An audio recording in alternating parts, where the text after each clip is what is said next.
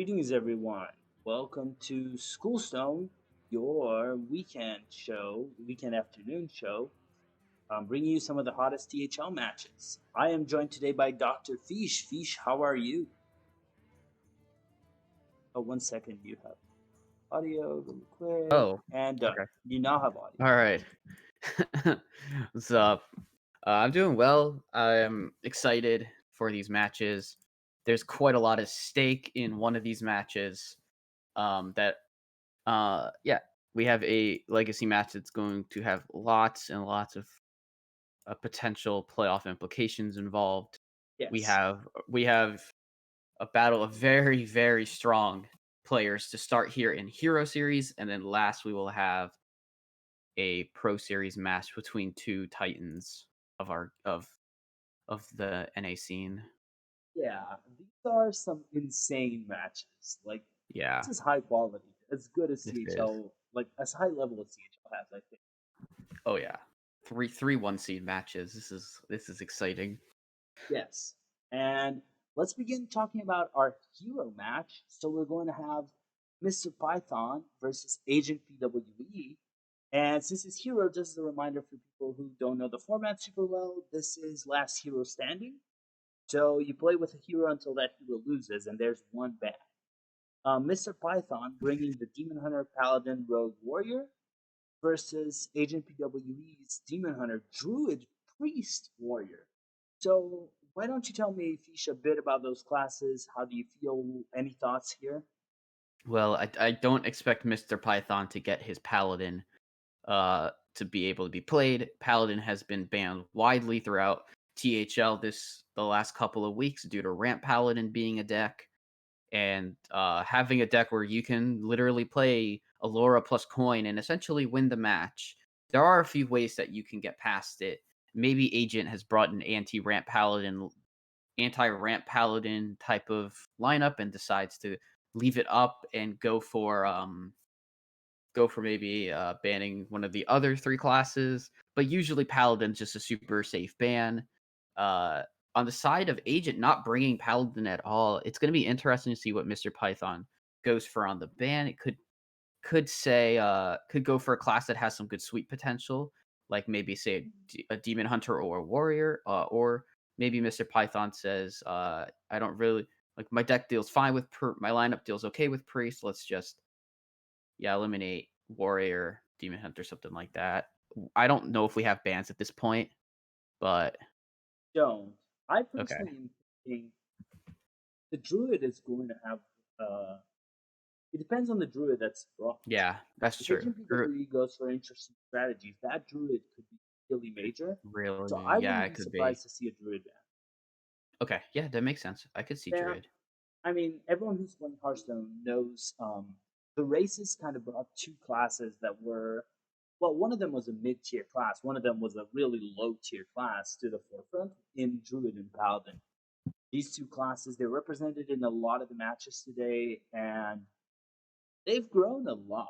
They have so high potential. They're doing, effectively, they have cards that cheese the game, and that's what people just realizing Yeah. they're going for. Well, Arbor Up is Druid getting Arbor Up made it a relevant class again because it just helps fuel all sorts of um what is it? All sorts of token style decks that rely on wide boards and big board and wide boards and then big wide boards. So um yeah, we'll see how Druid performs today if it is not banned. But like you said, I'm looking at these classes. I could definitely see a Druid ban. Um, and that Okay. wouldn't surprise me. The bans are in, and one of Yeah, them you did call. One of yeah. them was a surprise for everyone. Oh, Any okay. guesses here? So is Paladin not banned? Because Paladin Paladin should was be banned. banned. Okay, that makes sense. Is it a priest ban? It is a priest ban. Okay, okay.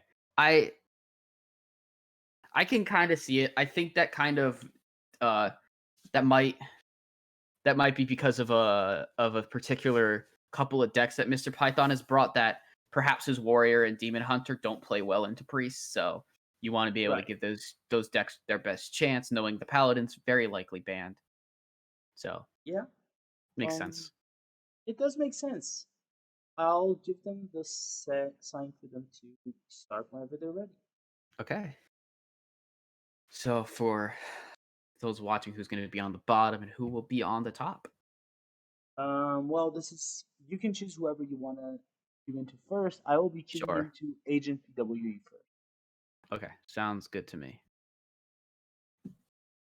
Just gonna wait for eyeballs from the players. Yeah. So interesting. What would you queue in first here? Um, if I'm agent, I'm probably queuing my demon hunter, and if I'm MrPython, I might go for the warrior, depending on the warrior. But it could also just be demon hunter mirror, because rogue's in a really interesting spot where demon hunt, like, because the rogue is an interesting spot just because if if agent brings out his um demon hunter, that could be really bad for the rogue. I don't think the rogue has any good matchups here, actually, because rogue does not like warrior No, or druid. yeah, I agree. All right, so demon hunter mirror makes sense. It is. Let's see what demon hunter deck we're playing. It seems like both of them brought the OTK. Uh, Yeah, I'm going to say just one thing here. I'm not a huge fan of this deck anymore. All of my wins for THL this week have been against OTK Demon Hunter. There were nice. 6 wins. Mhm. So I'm starting to feel like I don't know if this deck is as strong as people think it is, but it could also be that there are strategies targeted. Sure.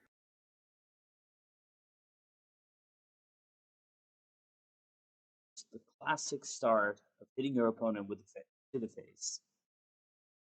Yeah, we're gonna see a bunch of turns of just dealing base damage with the hero power. Yeah. Might see it might we might see other things within hero powers. Especially with Thalnos being in hand, and then we've got like Illidari studies and the Aldraki Warblades. Yeah. So it looks like we're not gonna have back and forth hero powers for a few turns. Looks like we're gonna get some stuff to start. Might see a hero power from an agent, or just could go for maybe Illidari studies. But I don't really think there's anything off of Illidari studies you want this early, besides maybe Spectral Sight or Sigil. Yeah. Well, Just gonna go for the hero power. unless you're looking for the discount. So if you had a skull in Yeah. your perfect outcast position, then yes, you would certainly Yes. play that studies. But you're going for this. You're going for Skull with that. Yeah. Hmm. Now this sounds like a good time to get your Warblades out. Yep. And making use of that healing, there's a chance your opponent has news. Hmm. Ooh. That's the second skull. Yeah. One Skull being outcasted already for MrPython's really good. Looks like he's Yeah. also gonna decide it's okay to start trading some damage and health. This Mm-hmm. These players are both going to be um looking for over 30 damage combos here for the most Yes. part. It will be difficult to do because neither player is going to have a giant board presence. Um Right. so and I'm not particularly versed in this deck myself, but I've seen it played enough times to know if they don't play minions and you have to create, then you sometimes have to create the combo yourself. Well, And you so can always you need a lot of Moargs for that. you will need at least 2 Moargs. You can pull it on your own Moargs, especially Yes. if you can skull your Moargs. The mirror, Yes. the most important mirror card is Skull of Gul'dan, which is the Hmm. most important card in the deck, really. Yeah. Um, It's the most important card in the entire class, it feels like. yes, I still think it's probably the strongest card in the game, but that could just be me. Yeah. Well, Um, I don't know that I the, love this play. You could have gone for the studies here with a pretty good chance of getting a skull, and if you do, you just mhm. coin skull. I think we might. If you don't draw the skull here, I think you studies and hope for it here. You studies and hope for it because Yeah. now your opponent's played it. He did not. None of the like major combo pieces did get outcasted. Ooh, did not pull the skull here. So probably philosophy. Yeah, double jump pulls the other philosophy. Not what you're looking to play here. I kind of like No. the Cabal Sigil Runner as well, just Yeah, as a the way to sigil. draw really fast. Yeah, sigil runner for draw would be nice as well. Yeah.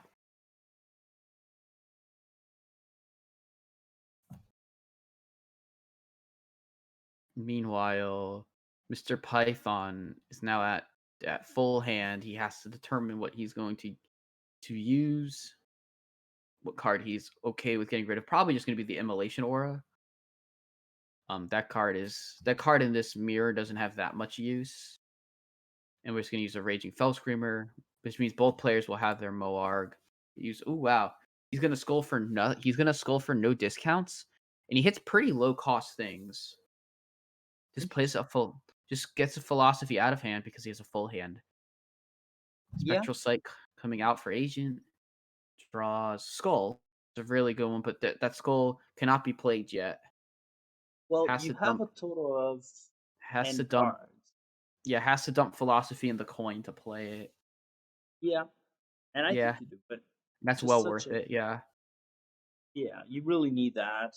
Your opponent Mhm, has already played a Skull. He's done so much, and an Il'gynoth discounted. mhm. No more, but that Il'gynoth is so strong. Yeah, ooh, another Skull. I actually like Stellina a I lot. like I like Stelina here. Stellina means you can shuffle something in, and if you shuffle Il'gynoth, that can be game. It's just a way to delay your opponent's combo and make sure you get to pull it off Mhm. first. Yeah. Especially since we've you see they've especially since both of MrPython's skulls have been played like from his deck, MrPython would have to generate it from a Illidari studies. Yes, Opts for the skull. Gonna which opt is, to burn a card. Gonna opt to burn a card next turn as well. I think that's fine. This deck Yeah. you a lot of times play it burning cards. It's after you have Il'gynoth, Il'gynoth is really the only card you cannot burn. And after Now you now played it, the rest is fine. now this Stelina is gonna be nice. Yeah, you might be able to shuffle in 1 mana Il'gynoth. Mhm. Don't, but you get to shuffle in the Fellscreen Blast a Yeah, you little can bit longer. shuffle in this blast for sure. It's hovering over the Ethereal Log Merchant. Yeah, something interesting here is this Stellina means you don't mill a card anymore. So if you didn't expect PWE to have the combo, maybe you would let Stellina stick in your hand for a turn. Mhm. Draws Throwglaive. Oh, is there a Mower in hand? There is, I guess. Yeah. There is. So but to note that Moarg is discounted from Fell Screamer rather than discounted from Skull. Yes. So that second Moarg, the second one that will play will cost 2 mana, Yeah. but it's not gonna be too bad. Uh it looks like without a board clear from Agent, it could be over. Or actually probably would very likely end up being a game, but there is a way to clear, and Agent will be able to heal off of it as well. Hmm. Going for Fell Scream, Immolation Aura, And then and, playing the skull. and playing Skull of Gul'dan.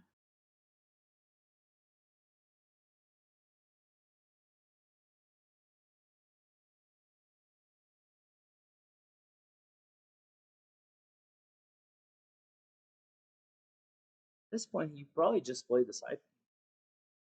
Yeah, And you attack face to make sure you heal as much as you can. agreed. You still have it. You still have that last tick of weapon for a combo. Yeah. You're waiting for your Moard, which there's a really high chance you draw it at any moment. Yep. So is there enough of a combo? I think the answer I is yes. I think the answer is probably yes. Because you I beam or yeah, that's enough. Yeah. All right, MrPython taking the win with the OGK Demon Hunter in the Yep. mirror. Goes up 1-0. And that means that Agent PWE's Demon Hunter is gone. Ooh. I guess there Yep. was a disconnect. I did not notice that, but it's I possible. didn't notice a disconnect, but both players are maybe mm, that's weird. Why does it say agents hanging out while MrPython is battling a friend? No, they're both hanging out in menu now. Okay. Curious.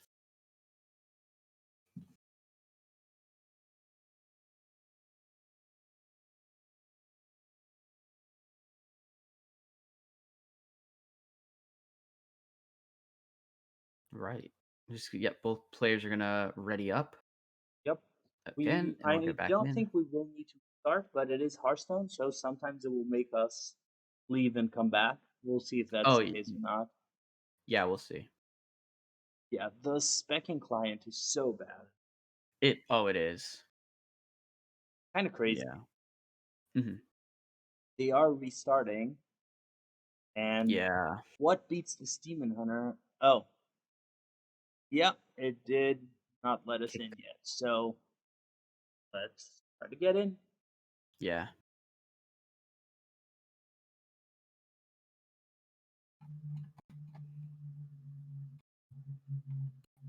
Oh. It's a Highlander druid. I did expect that because given the ban, it made a lot of sense to drop token and go either Highlander or Mali. Hmm. So this is Highlander. It's got agent has Zephyrus and DQA. Yeah, our Dragon Queen Alex Straza in his opening mulligan opts to actually or no, that was post mulligan. So he must have mulliganed Yeah, away other cards and got those cards back. the Zeph I is really assume good. The Zephyrus DQA, and Zephyrus and Gestawait were probably kept or gotten. I didn't see it because of the client right? issues, but yeah. Yeah. You also don't want to play against this deck with. You don't want to go TKDH against token because you just play so much removal. Hmm. Yeah, you're right. Because as soon as I think most of the demon hunters that we're seeing in the in TA, I would say even in the lower seeds, like will be a lot of lifesteal OTK. I Yeah. personally still like playing Soul. I play a lot of Soul Demon Hunter So myself, yes, but I think Soul is underrated right now. yeah, I really like the deck, and it's been modified a little bit to make it a bit more bit more like face damage heavy versus Hmm. uh like cutting out militia has been a thing that's happened lately. I don't super love that. I like a lot of the lists that play the new card and Militia because the new card Okay. makes Militia so consistent. But it's Yeah. an interesting choice. Yeah. It's interesting. Hmm. I tried it out. I tried it out yesterday in my match. Yeah, how did it go? I got a win. Nice. Yeah. Anyways, let's focus on this one. We saw Zephyrus for Wild Growth. Um very projected. First or turn 2 for Agent. Now he's Yeah. very likely to just actually play his Wild Growth here and go up to 5 and have 5 mana next turn. Yeah, as Highlander Druid, especially in this matchup, your plan is to get your armor cards so you can get out of the way and a lot of big Yeah. minions. Hmm. So you want to see Guess the Wave, you want to see Draw if you can, you want to see Ramp, Yeah. you do Oh, want to see nice. Scenario Lord. That's one of the most important cards in this matchup, It especially if you can is. get a Solar with it. Yeah. Let's see. 3 mana left has potential to play bees and could play, yeah, I would say bees, or could go like nature studies with the wrath. Opt for the bees. Yeah, I like these a lot. It's just a good way to get rid of the minion, and it's very Yeah, efficient. indeed, very efficient. Not that many good beast targets in this deck either. There is not. Yeah, that was what I was thinking. Oh, well, there's a good combo that can. I thought maybe you would lightning bloom the Cenarian Ward, but at this point, it's just DQA at this point Yeah, I like the because DQA. you drew the solar. Yeah, you have the combo later. This is so good. You're Mhm. playing it. Your opponent is still at 6 mana, and he has to deal with the DQA, which put Yeah. honestly not that great minions, but still minions, and it corrupted the Pearl Tusk. Yes. That's a big part of that is the next turn Pearl Tusk is playable cuz he'll have 5 mana. Um and so Agent can go ahead and put that big 8/8 rusher down on the board and Yeah, do some trades. And since it's still too low mana for MrPython to actually deal with the to actually do a combo to win, um, it would be quite okay to actually make that play. There are other options, of course. We have a 1 mana Varanus, we have a 1 mana Circus Amalgam. yeah. So I don't mind this. No, We're gonna go this for is Wrath for a draw. Very nice. you can drop the Amalgam, and amalgam, and you can heal then yourself. you heal. Yeah. More stats on board.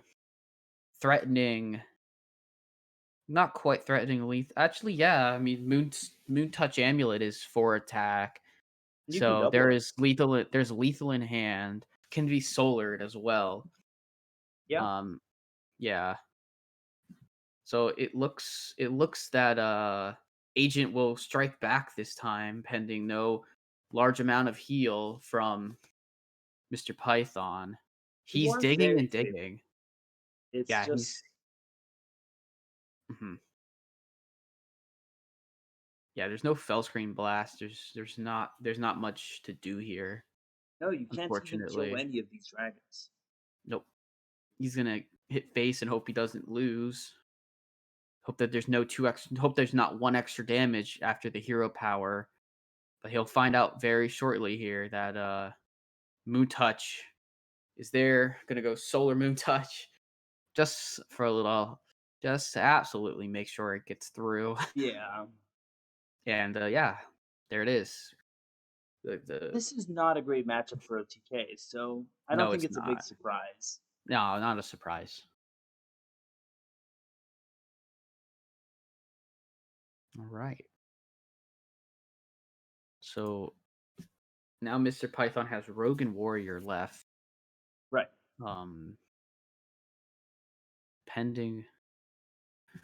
Gonna be interesting to see what he counters with. Um, could just go I, for a warrior, probably. I think it's a rogue.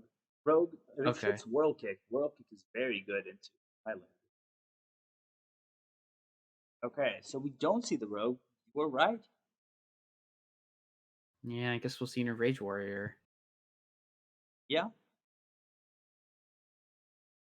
Wow, good opening, pretty good opening hand. This Highlander druid very much, I'm sure, relies on getting its Zephyrus, and this is like you either pretty get strong. Zephyr or Ramp, and you do see one Yeah, of them here.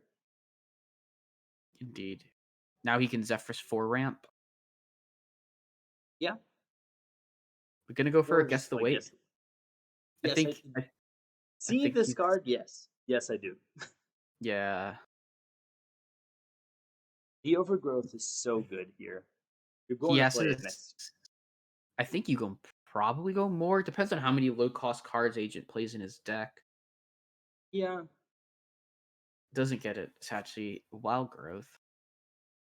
it's actually good. You might just play Wild Growth and then go Overgrowth if you think you have the time for Sure. Yeah, I could see that. I could see that. it. It You doesn't could seem even like you don't. You can go wild growth into coin solar overgrowth. I don't think you need that much, man. True.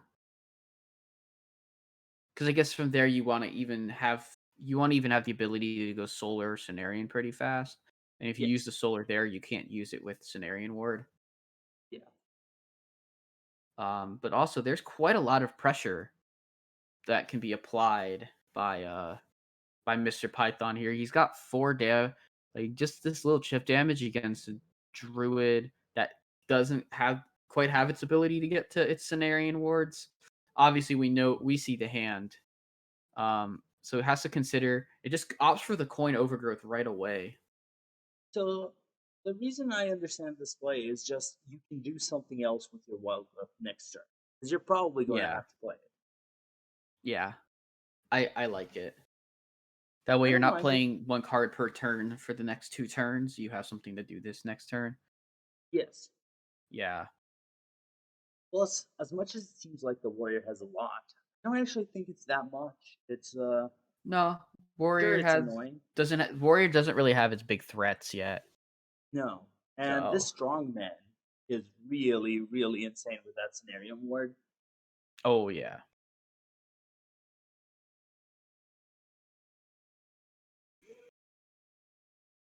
We're gonna go Wrath for 3 into a Wild Growth and end the turn. Next Yeah. turn, we'll be able to see Cenarian Ward Strongman. That's a really good play against warrior. Yeah, we do see Risky Skipper Armorsmith combo. In hand goes for the Horde Pillager for the to get Ankar back. We're gonna go for a Nitro Boost Poison as well. Start really putting down the pressure. Start really trying to put Agent to a very, very low health total. Yeah. I could also see Zeph for Conk. Just go Rising Winds to draw and Zeph for Conk. I don't know if that's correct. Could Zephyr Holy Nova as well. Because you want to Yeah. heal your Yeah, even face. better. But yeah, I would definitely. I could see going Rising Winds for a draw, and then Zephyrus for a Holy Nova. You are exposed, but you're not that bad. There's only Corcoran that would be dangerous here. And next Yes. turn, you can. I mean, your dream is to top deck either Lightning Bloom or Innervates, because that wins the game on Hmm. the spot. Yeah. Ooh. Okay. Yeah. He's gonna. We're gonna see Rising Winds to make sure that Zephyrus suggestions are good. There's Holy Nova and Consecration. We're both options there. Opts for the Holy Nova. Yeah, a Okay. reasonable option. Yeah, for sure. PWE here, dreaming of an Innervate draw. Meanwhile, the Warrior, they have a lot of what they want in hand. It's just feels awkward, right? Yeah. I think potentially just playing because the Sword Eater just being drawn off the top is really nice. Yeah, Um I think what MrPython is figuring out is what card he's gonna play to make sure that when he attacks with the Ankar, he doesn't mill. sure. So he opts for the Risky Skipper with a I don't Cutting know how much he class. cares about milling, but this does make sense. Yeah, gonna go for the Armor Smith. Yeah, double Double armor Armor smith is Smith. always Pretty decent. good. That's pretty good, yeah. One might say.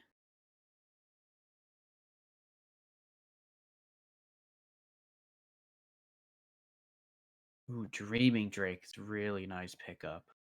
Yeah, It's gonna offer a solo Cenarian Ward. Gonna Nature Studies.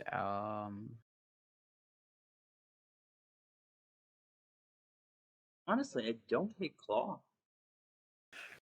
Yeah, Claw's pretty good. Okay, then you go for the Strongman. Lots Yeah, of lots of stats on board now. And there's only one more risky skipper tick on this particular skipper. The second one is in hand. The issue is the brutes. Brutes are going to come down right now, and you can even just if you interrage one of their minions, you can play your brute, give it a shield of honor, and play the bloodsworn, Yeah. which I liked even more. But this is fair. Hmm.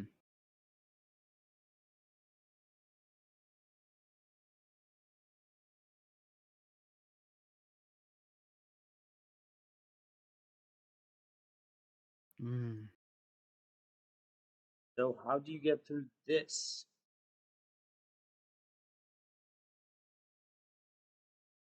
That helps. Room always helps.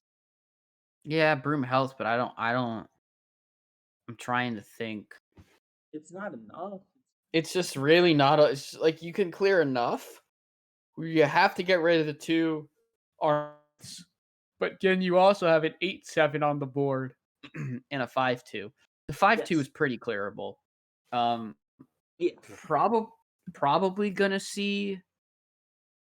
I guess we'll see maybe a nourish for draw. Look, see what we get, but then Hmm. everything goes back. Then all the spells go back to costing more mana.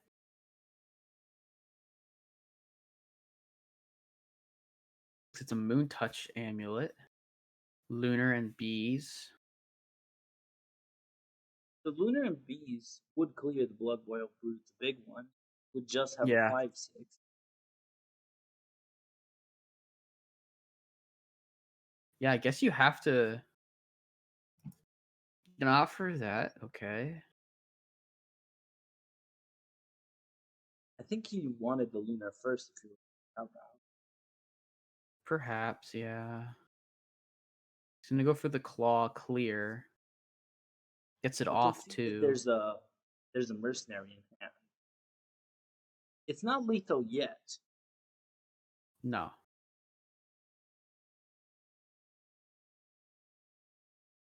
But I think Agent realizes it's gonna be super tough. Yes. Where his opponent has 22 armor. Um gonna go Skipper Sword Eater, clearing off the board.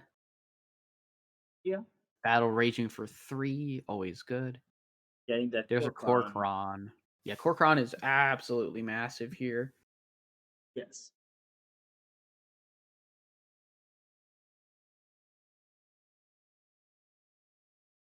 Yeah. AgentPWE had the early ramp, but he really fizzled out afterwards. Didn't get the most broken place. That he wasn't able to get Yeah, enough time for his solar eclipse to hit scenario. yeah. And the brutes. The Um brutes are still broken cards. Yeah, brutes are very, very good. As we're seeing. And there's no spell that allows for the Nubisat to go down to 0, but I mean it can also be used to technically corrupt the Moon Touched amulet.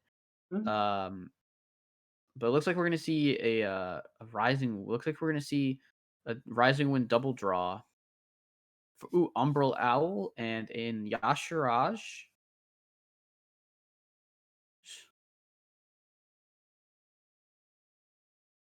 I guess. Sure. I don't think this stops lethal though. No, it definitely doesn't stop lethal. No. Because Corcron in a rage, um, yeah, Corcron in a rage and the Bloodsworn Mercenary are just lethal. But Yeah. also just one Corcron. But also just one Corcron is lethal. Yes.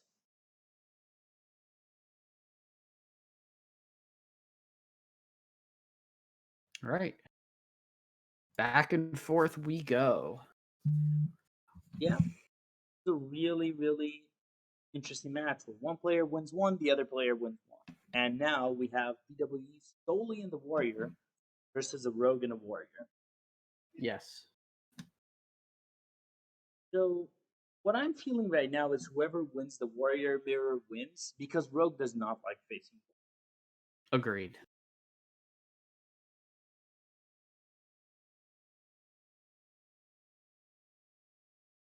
And this is a bomb war. Oh, it's a bomb.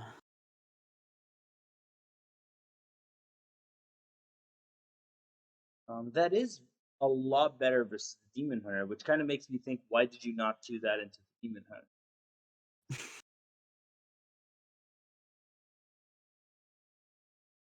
Probably because Druid didn't have maybe Druid didn't have as good of a spread against the other decks. So I you want to get, guess. but I mean, if you can win without having to play the Druid, that's fine. And that Sticky Oh, Finger is actually massive. Like, yes. That's the card that can win the uh, game. Right there. yeah, yeah, for sure.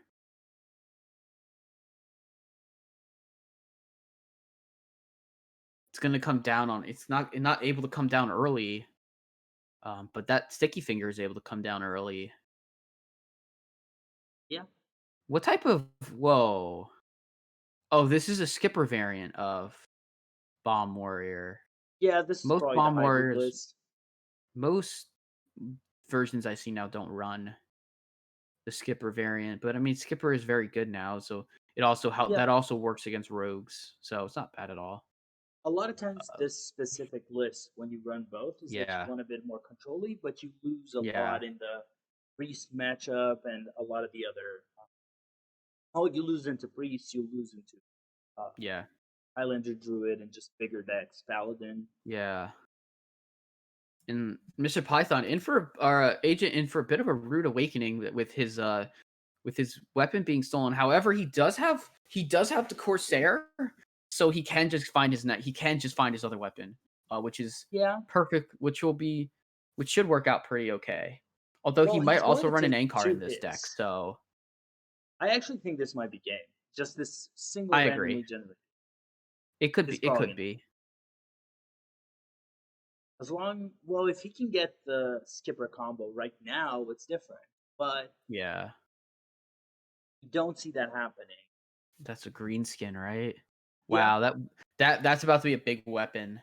That weapon's gonna Yes. stay around an extra turn and deal more damage. If Yeah. if if the green skin gets played, it doesn't have to get played. Could always save it for the Reaper Scythe as well.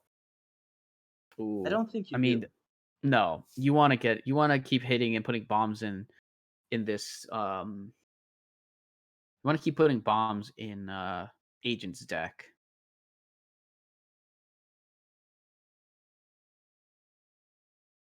Yeah, just slams it.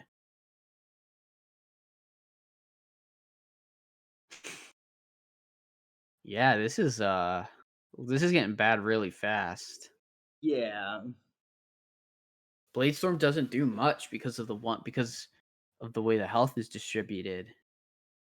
We're Well, gonna see Skipper Bladestorm or Bear off Bladestorm. there's a play. You're still in trouble. Yeah, Just the strength of that one Sky Raider generating the Cobalt Sticky thing.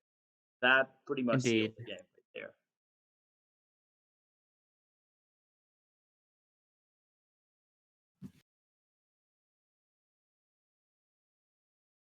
Ooh, this is the Bomb Wrangler version of Enrage.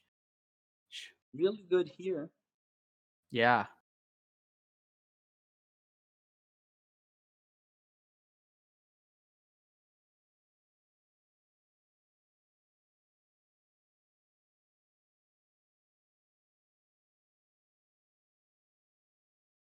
Like, yeah, upgrade for sure. And I think you can go Krastenov with an Armor Smith just to gain some. I thought maybe you play the Armor Smith for some Well, you extra would armor, only gain but one. maybe just hero powering is better. Yeah. You're You right. do see a Porkron and an Inner Rage, so there's a chance for lethal, or there is lethal if you put the Reaper side, right? Yes. I Yeah, that's it. believe.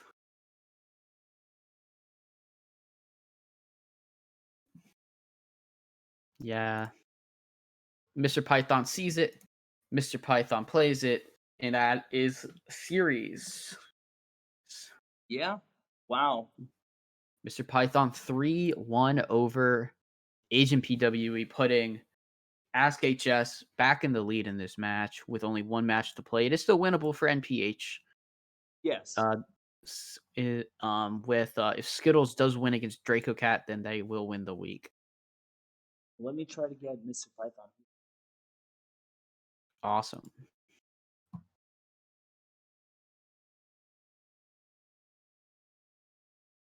It was quite the match. I think a lot of it is the strength of some RNG generations. That was Well, the an last insane match, like you said, the last match did feel very, very swayed by that sticky finger generation. Yes.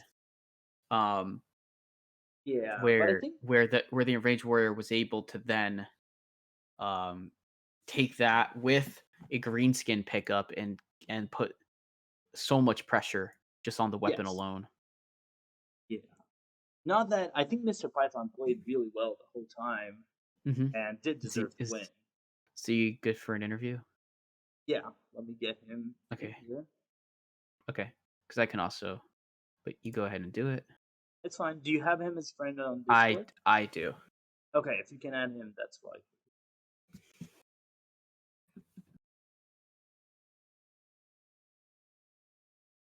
Hey, Mr. Hello. Python, congratulations. Thank you. How did the match feel? Um, I felt pretty good. I was a little bit nervous after my demon hunter lost to the druid because I knew that I had to get through both the Highlander druid, which I wasn't even expecting, and then also the warrior, which can sometimes give warrior and rogue problems depending on what kind it is. But pretty happy with how it played out overall. Yeah. Yeah. What were his decks what you were expecting? Did you expect specifically the Highlander Druid and the Bomb Warrior? no. No, I didn't. The Highlander druid definitely threw me off in the demon hunter game, and then I wasn't specifically expecting bomb warrior. I think it was like a toss up between either enrage, bomb, or I've seen a couple of Silas OTK warriors more recently too. Sure. So one of those three. Yeah. Did you feel favored when you were prepping and as you were thinking about this match? I thought that The winner of the OTK Demon Hunter mirror, I thought it was gonna come down to that. Sure. And I won it, so I felt good after that. But then when he pulled out the Highlander Druid, I was expecting like token or like gibberling, something like that. When he pulled out the Highlander Druid, I was like, oh my, what do I do here? But glad to get through it. Yeah. Yeah, that was quite the interesting choice, I think. yeah, definitely. Yeah. So I think I wanted to ask you, how do you feel about the OTK Demon Hunter? It performed well for you. I see players in both ends of the spectrum. People thinking it's a great deck, people thinking it's not great. How does it feel to you? I think It's really strong. I think I banned the priest because of Lucia, and when I was doing like my prep, I thought, like I said earlier, the OTK Demon Hunter would be like the most important deck in the matchup. So that's why I banned priest. And honestly, if you ban priest and there's no Lucia, you're pretty hard pressed to find a direct counter. I didn't play the rogue, but I put flick in my rogue specifically for this OTK Yeah. Demon Hunter matchup. But other than that, I feel like it's a really strong deck in the meta.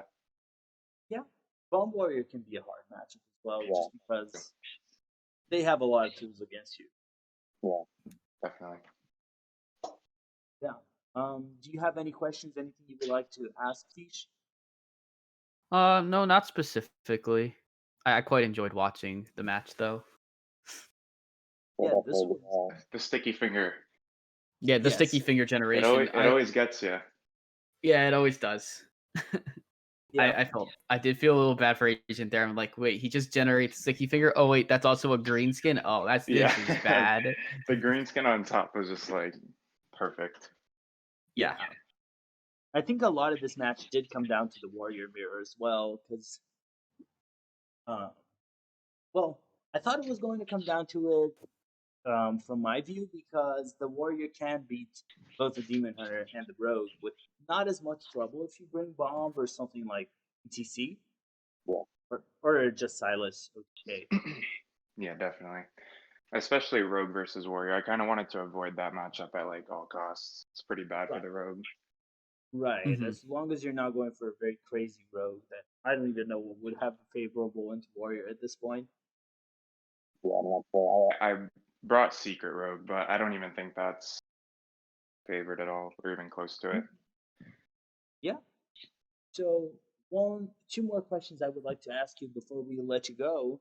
Number one is, how does the current meta feel to you, and do you think it needs nerf? Do you think something is going to happen? What's your thought right now? I think the The meta it's not terrible.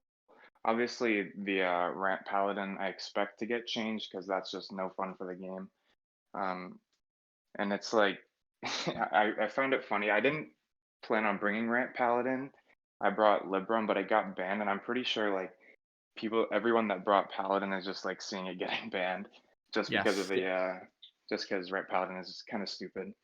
But other than that, Yes. I think the meta is pretty fair. I think everything for the most part has pretty good counters. So I think that it's a pretty fun meta right now. Mm-hmm. Yeah. I tend to agree with that as well.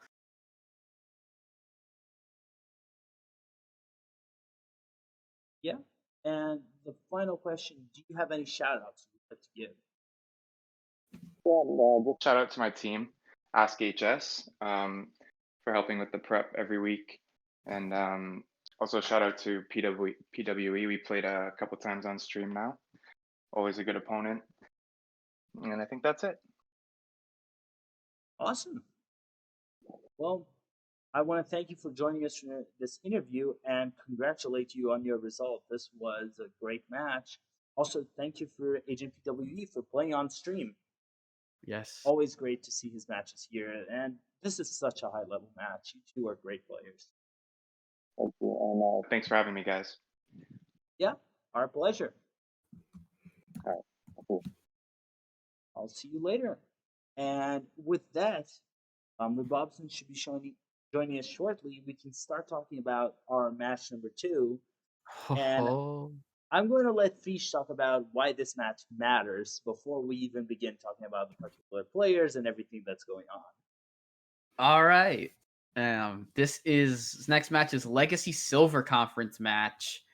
And Legacy Silver is in a really, really neat, interesting spot where there are really only 2 teams now that can make playoffs, as the Hot Zilfs have been pretty much eliminated from contention by Hearthstone Academy, beating them by 10 points, getting an 18-8 victory, putting up 21 points. So Hearthstone Academy backs against the wall, comes out firing, and so this match has the potential to put Amberflight Gaming into the playoffs, like give them or keep Amberflight Gaming's playoff chances alive, because we're gonna be watching Nejiboston versus ezbake, which is the 1 seed match, and the current points is 8-6 with 2 matches left to play, the 1 seed and the 5 seed. There's also a chance that Meme Dream Team, if they don't get enough points, they might not get a bye week. I'm not 100% sure about points. Who is set in second? Who is like the highest second place team in the conferences to see who would get that 4th bye? But Meme Dream Team needs to kind of win both of these, which will keep Amberflight Gaming out of the playoffs, and we'll put Hearthstone Academy in. But if Amberflight Gaming gets a match win, and then the other person, even if they lose, if they get 1 point, then AFG will make playoffs on a weak win, getting the 3 extra points. As they are right now, I believe they are 7. They're like 7 points off of Hearthstone Academy and Hot Zilfs in total. So yeah, it's a long, complicated road just to say AFG needs 1 win, and the other match needs to get a point. If both people win, then they're clearly in. But if both lose, then they are out, and HSA is in. So I'm very excited to watch this match. Nejiboston and ezbake are both extremely high level players. But I'm also very nervous because this has direct playoff implications with myself. So Yeah, yeah. I'm excited for this one. I think it's just going to be a really good match. We have these players who I think isn't ezbake at a 6-0 record No. or He's 5-1. 5-1, so it's Both really both high. both yeah, both players are 5-1. There is I will note that there is a 7-0 player in the Silver Conference for the entire season. Oh In yeah, your your Mumked. Mumked is killing it. Your Mumked pulling off a massive season, so congrats to him on that. But yeah, both We- players here are 5-1, both going for a very nice 6-1 season. Yeah, Yeah. it's a really, really hot season, and I think hmm I mean, Amber Flight Gaming is facing the best team in silver by far from what it Yes. seems to be, and they Yeah. need a win. It's not an option. So No, yeah. the fact that you are ahead is already really cool to me. It shows the strength of Yeah. the team. Um, now let's talk a bit. Oh, there's been a little bit of an issue with matches they're trying to start. There may be a qualifier, but meanwhile, while we're preparing here, why don't we talk about Oh their wait. classic? Okay. Well, that's right, because there are qualifiers, I guess, going on. So maybe one of them is Yeah, in a qualifier. they're looking for an emergency sub. I'll message Clone to see. Wait. Oh, ezbake is playing a qualifier. Yes. While okay. Yeah, while he agreed to play on stream. So I'll message them, but we can start talking about the classes while we see what's going on there. So Demon Hunter, Paladin, Priest, and Warrior is the choice for Nejiboston versus ezbake's Druid, Priest, Warlock, and Warrior. I do hope as a caster that we do not get a Priest mirror, because that always messes up our whole schedule, and I would hope not to have our whole schedule messed up. Yeah. Well, I can tell you that never mind. I'm going to I'm gonna not get myself in any issues or trouble with people with saying things. I'm gonna try Sure. and stay unbiased out of this. This is not a fun situation. Obviously, this sometimes happens. I mean, it's kind of interesting that you decide to play a qualifier when you're slated to play on stream that day. Especially if there's a chance that you can get deep into it, which obviously, be nice. I mean, if ezbake is obviously going to keep going in the qualifier, then we wish the best. But at the same Yeah. time, it's really, really inconvenient for our stream and for our team as well. Right. I am in touch with Clone right now Yes. to see what's going to happen. Cool.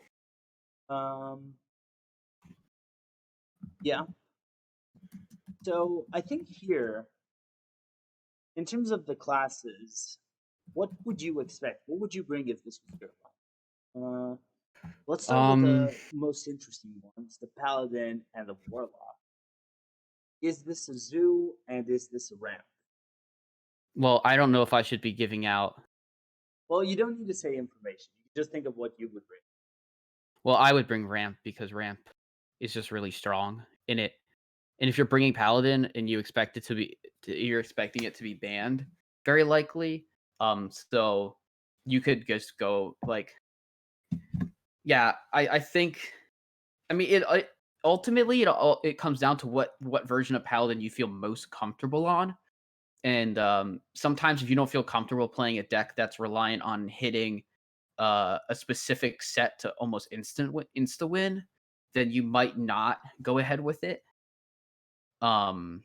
However, I think ramp is just a super strong bring.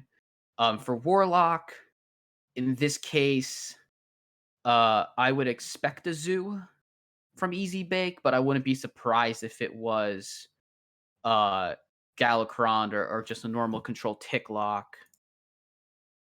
So, okay, cool.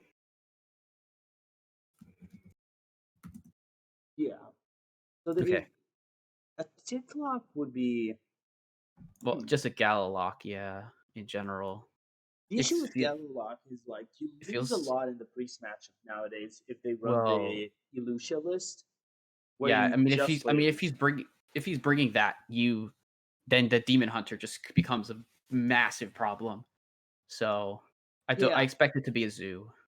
yeah, I kind of like that honestly because I think if you're ezbake here, I would go with the Elucia list because it hits. Or sorry, if you're ezbake, it hits really hard. Mhm. Well, I don't know. Now that I think about it, that rogue makes things interesting as well. Yeah, it depends. The other crazy thing is like we don't see a warrior in Neji's side. Yeah. That is interesting, actually. But I know that the lists, like, I know that warrior not being brought is also something that someone else brought in the matches, and that person was my opponent who didn't bring warrior and brought paladin, and didn't end up going very well for my opponent. In the end, where I swept. But it also is interesting where one side brought warrior but didn't bring paladin, and one side brought paladin but didn't bring warrior. Yeah. I am curious about the ban from both Yeah. sides, to be honest. We usually don't see this much of a mismatch. Like they only repeat one class, and that's priest of Mhm. everything, which is not considered one of the top 3 classes or top 4 classes everyone would play right now. So I think Yeah. it's a really cool lineup mismatch that we usually don't see in Legacy. A lot of people tend to bring the same classes because they are the flexible classes. Yes. And seeing this here, I think changes a lot of the match. Mhm. Yeah. Like, it just depends on what the players are going to end up wanting to bring for decks. There's a couple of options that you could go with for bans if you're Neji. Because I think ezbake will probably ban the paladin. Like when most matchups when we've seen paladin, that class has been banned. Although not always. But I could see not banning the paladin depending on some of the choices. It's very build dependent. Let's see if they figured out the ban. I have one ban. I don't have the other ban. Well, we shouldn't say it yet, even though it's 10 minutes away. I So won't. if you want to won't. say it, you can, but you should. No. I won't until I know. I won't say the bans until I know both. Okay, But I we do know. know I the know. bans. But I know it because I asked now. Yeah, So Nejiboston banned the priest, yes, that is what I knew. while ezbake banned the demon hunter.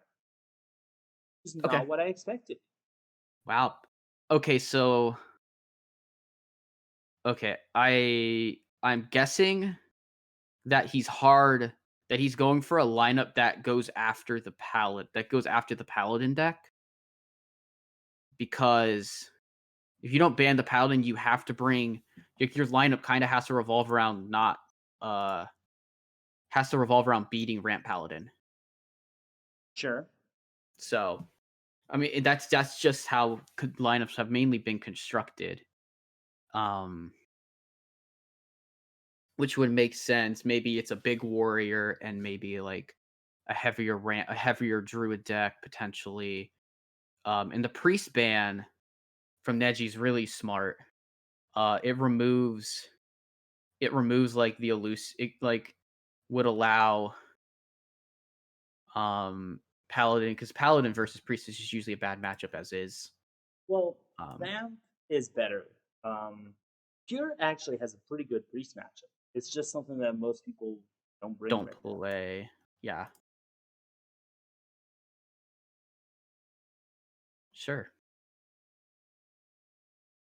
Making sure they know that they can start whenever ready. And Rebob should be joining us at time now. Yeah. As well.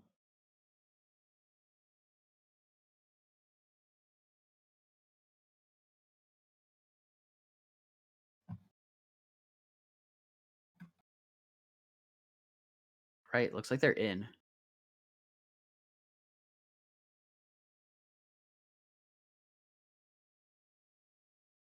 Okay.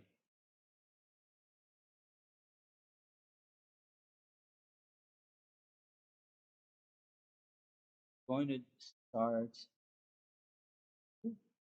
Okay.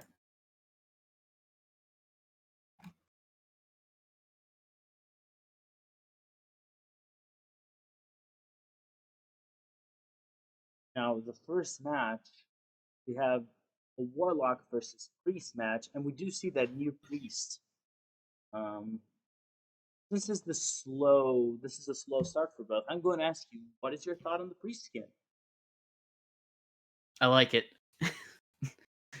I like it. I spent the money to get this skin, and I don't play priest particularly. I think So it's cool, very non-priesty. yeah. No, it's not very priest-like, but it's pretty interesting. Tapping into Anduin's lore, and Rebobson has joined us. Yeah, Hello. welcome, Rebob. I am now here. How's it going? Good. It's going well. We're starting with ezbake versus Neji. Just as a reminder, it's a Paladin Priest Rogue for Neji versus ezbake's Druid, Warlock, and Warrior. Yeah, ezbake has some pretty spicy stuff already, but so does Neji from the look of it. So, Highlander Priest versus Galacron Warlock. Yes.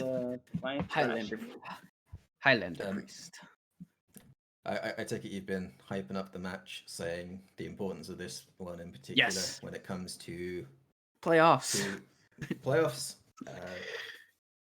And seeding in the upper half of the playoffs potentially as well, right? I guess. Yeah. I'm just restarting the stream because it's okay. It had frozen. Oh, okay. At least for me.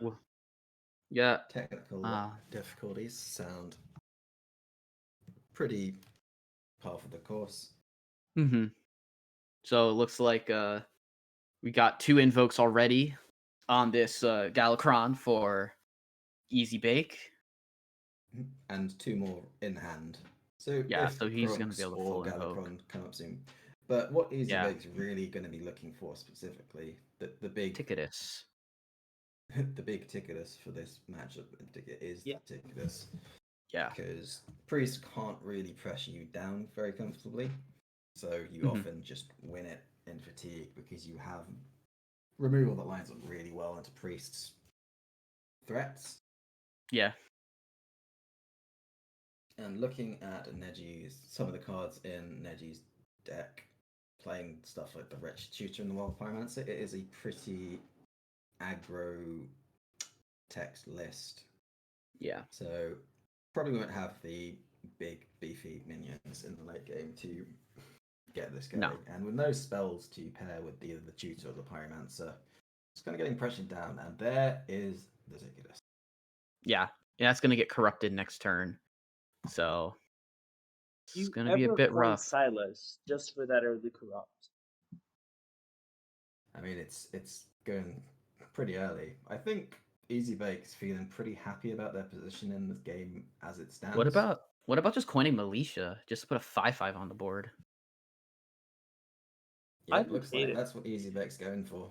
I mean, I like it a lot. just because it doesn't matter, because yeah, it's likely Soul Mirror just gets dropped here, but Soul Mirror just means that Ticketus is gonna be actually be able to play it on board. Yeah. And Neji Yeah. has to know at this point that coining out Militia probably means a Ticketus is in hand. Yes. But you can't let that stand because there's lethal on board at that point. Yeah. Yeah, and Soul Mirror is the answer for Militia anyway. Yeah. Mm-hmm. In this matchup, for the most part, let's see Yeah. Wolf get burned. What's in the box? Ooh, wow, Lucia. Big burn. Death. The death, which would Wave. be Ticketus. Renew. Apotheosis. Is The Apotheosis Apo is is a huge. that Apo burn. is probably the biggest thing to get milled there. Yeah. Yeah. You can just Galacron. It's a very efficient way to get rid of the ticket. Yeah.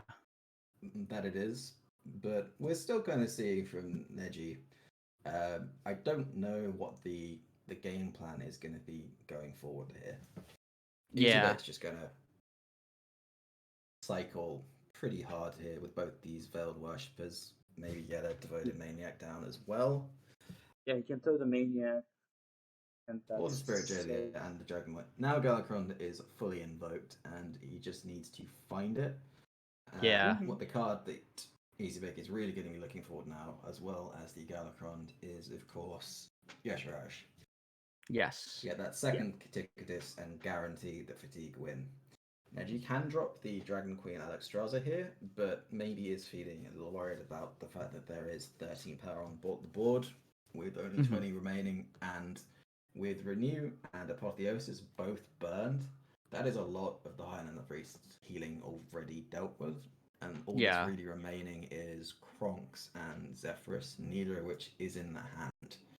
And still no spells for this Wild Pyromancer, just the Breath of the Infinite, which kind of acts as a Pyromancer anyway. So it could potentially just go for the Wretched Tutor play here. Yeah. Yeah. It's a clear. It's a full clear. But it's still the problem of, not getting Neji any closer to winning this game. No, yeah. It deals with one board, yeah, but Right. ezbake has so many more of these boards to come. Oh yeah. Veiled Worshipper coming out is 3 draw. Yeah. Basically saying I need my Galacron or my Discharge. There it is. And there it is. That's a 5-2 claw. We don't see any weapon hate for Neji so far. We haven't seen an Ooze or a Sticky Finger. So that's just going to be another 10 damage, which is half of Neji's current lifetime. Neji probably does run a Sticky Finger or an Ooze just based on the fact that Warrior was a bring. So Warrior, that's just really good for the Warrior. Oh, that is a pickup, though. Yeah, sadly there is well, not sadly, but unfortunately for Neji, there is a Twisting Nether in the hand of ezbake if he chooses to go with that option. You can just Shield of Galacron and there's also Cascading Disaster as well. Yeah. Yeah, which clears only one. If ezbake wants to, get the full value Cascading Disaster against a priest, you often don't particularly need it. Dragon Queen Alexstrasza is the highest impact minion, and you're usually using it for that. Using one for Alexstrasza and one for Murazond anyway. Yeah. It does corrupt it once, so it is still in the Yashiraj pool for that big swing turn later on. The only thing he's really going to be thinking about is just wanting to play the Galacron as soon as possible, especially with the draw of Kronks. So I think that's what ezbake is really thinking about here. Yeah. Opts for Hysteria, removes the minions, and a Galacron. Okay. Yeah. There's kind of a middle ground. Really just wants to get this Galacron down. We'll see what minions come out. It's a Moarg. They're not great. It's nothing really great here, honestly. Moarg being on the board with Penance. Well, the Penance is nice for Neji. Yeah, but this 9-1 just well, it can't really trade into anything particularly well. No. But even- there is like there is like Cabal Wave. No, Wave was used, or no, Wave was burned. But there's Cabal Acolyte to take something as well, potentially. If you want Do you to really want go to for steal any that. of these minions in particular? No. It's very awkward if you're Nejiboston because the 1 health just really doesn't pan out too well with your current hand, with the Pyromancer Penance being something you'd really want to be looking for. And we might see a Sethic Penance to just kind of get some value generation going here. Yeah. Yeah. Gonna steal either the 2-1 or the 2-4.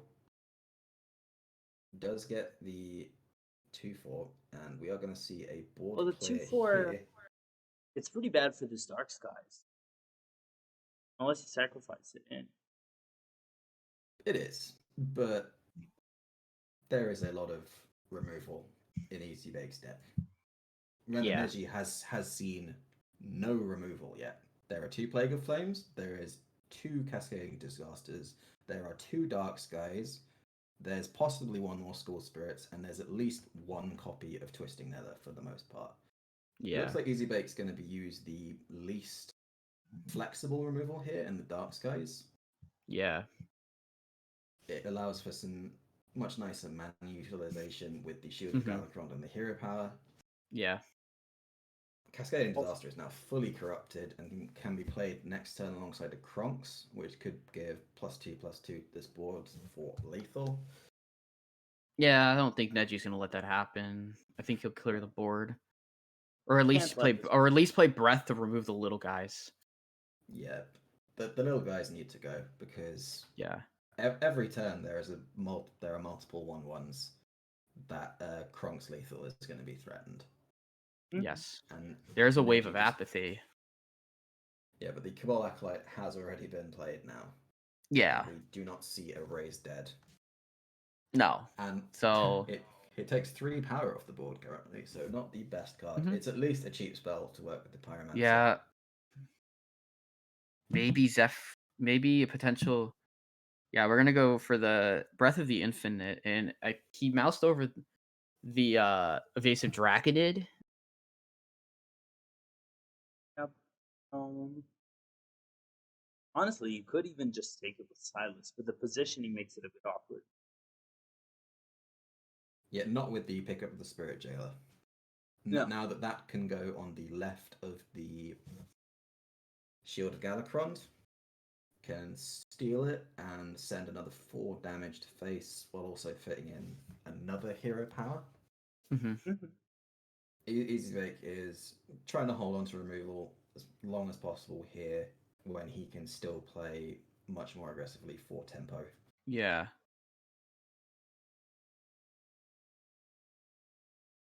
And I'd be surprised if we saw a value trade here, and we are not. Instead, sending another 4 to the face.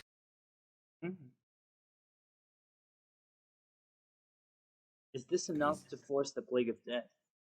Or the Nether? How does that? That is always the question. Neji has those 2 big clears up his sleeve, but after that,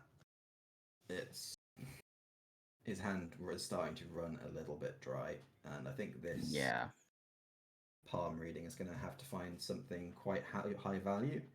Plague of Death is going to get ripped, and I assume that means we're going to see... I was wondering if we were going to see the Kronks with an 8/8 there come down, but ezbake is really playing towards that Kronks +2/+2 on the board, it seems. So now ezbake's hand is almost entirely removal. Yeah. And the second he draws a shard, though, the match changes completely. Yes. We are reaching that weird point where once the priest is under 5 cards, it's almost as if they have an extra 5 cards in their deck, because the Yashirash Ticketus is now having almost a redundant effect. Mm-hmm. And we should expect the moment that Ishar is drawn, it will be slammed on the board. Oh, absolutely. Yeah. And with 5 real cards remaining in Easybake's deck and 7 remaining in Nejiboston, so the fatigue math starts kind of with every kind of turn that Yashiraj does not come into Easybake's hand, it starts tipping ever so slightly in Nejiboston's favor. Mm-hmm. So if Yashiraj is the last card, Nejiboston will likely win in fatigue, though obviously with much health to begin with, and much more health from the soul fragments, it can get a little bit iffy. Yeah.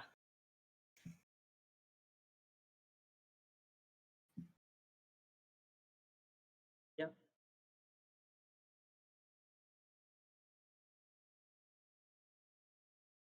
So the game's getting a little bit more interesting now, just because Easybake is not picking up that Yashiraj, and the deck is running pretty light with minions at the moment. Yeah. I think remaining in the deck, we do have seven frags in deck though. So 5 cards remaining, one of which is a Yashiraj, one of which is a second copy of Cascading Disaster, and one of which is probably a second copy of Dark Skies. Copies of Hysteria, School Spirits, Owl, Never. Those vary from list to list, but I'd assume Skies, Yashiraj, Cascading Disaster will be in there. There's of course closed deck lists, so your guess is as good as ours when it comes to that. Yeah.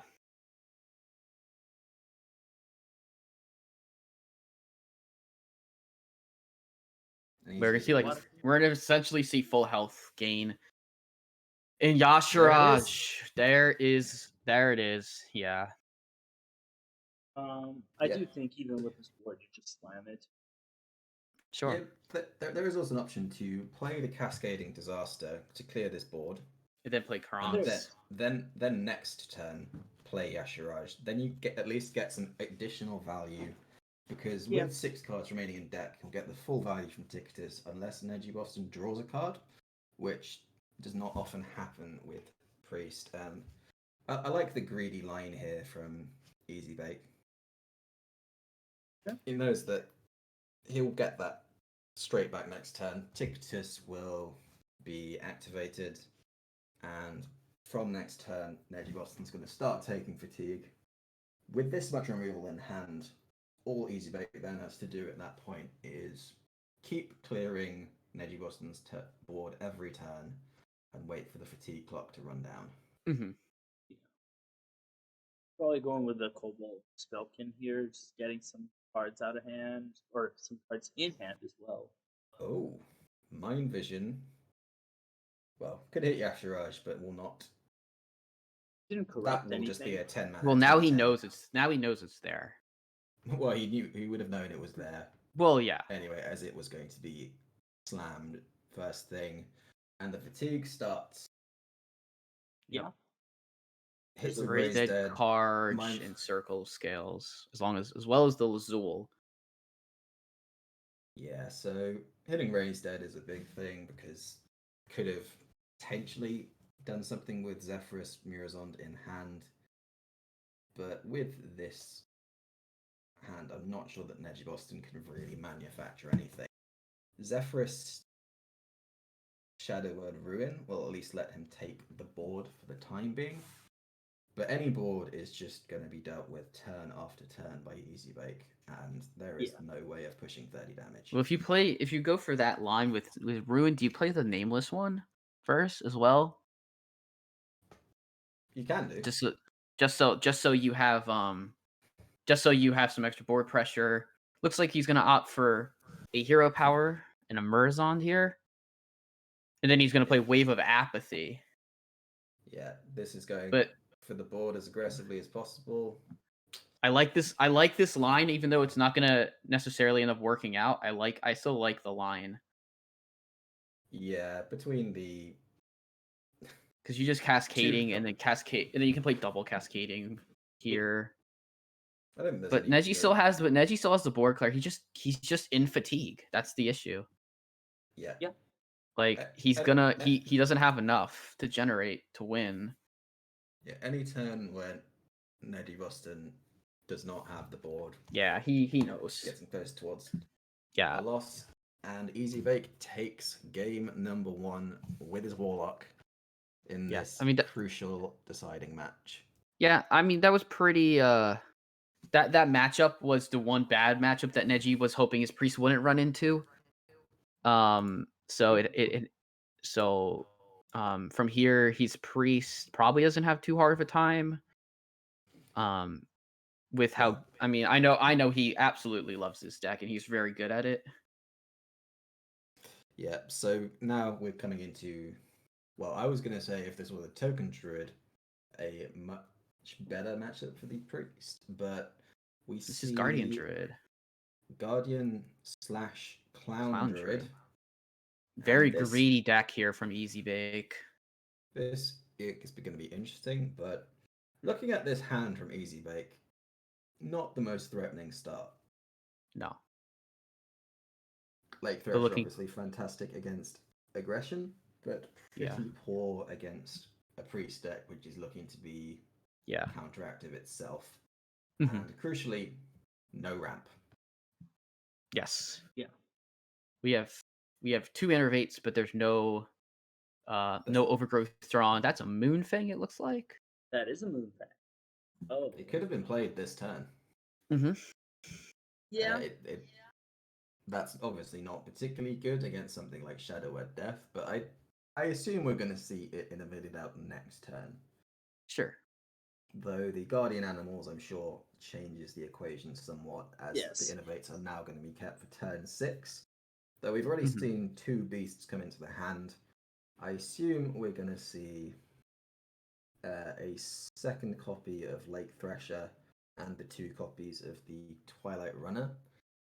Mhm. But that is a... Well, also that's a really good which draw too. change- One of the last possible turns he draws out the overgrowth. Mm-hmm. Neji's gonna look for a spell here with Renew. He knows Renew's not gonna have too much to do here. There's an Apotheosis, Breath, and Power Feast. I think he was looking for wave. I think he was too. Yeah, I would assume so. Now that you've seen the overgrowth, you've not seen any plays, you can kind of... It's interesting playing the Pyromancer there. He was going to overdraw a card. Mm-hmm. I really dislike this. Yeah, it is allowing Twilight Runner to draw a card now because Oh yeah, indeed. But he also doesn't know it's Guardian. I think you can assume that this was probably not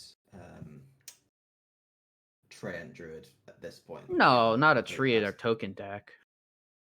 I mean, what else could it be? Potentially. It could be Highlander, but Yeah. I still think Jombray is tokenless. Also, Jombray is like kind of more heavy deck. Doesn't always get stuff out super early either. But now he sees the Guardian Animals, so now Yeah. Neji knows what deck this is.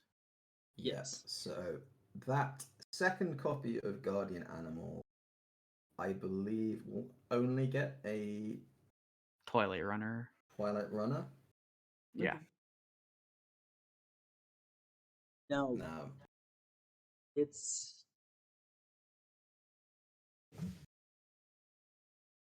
the most important thing for Nejiboston here is simply make sure the Twilight Runner dies, as card draw is possibly the worst thing that could happen, but also ideally to kill as many minions as possible, because you know now that you've seen the Guardian Animals, there is going to be a survival of the fittest, and any minion that you leave alive is going to hit you in the face for a significant amount of damage.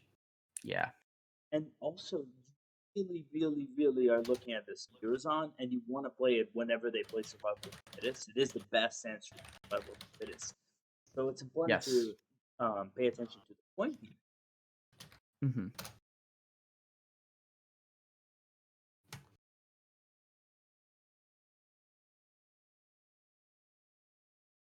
And Deathwing.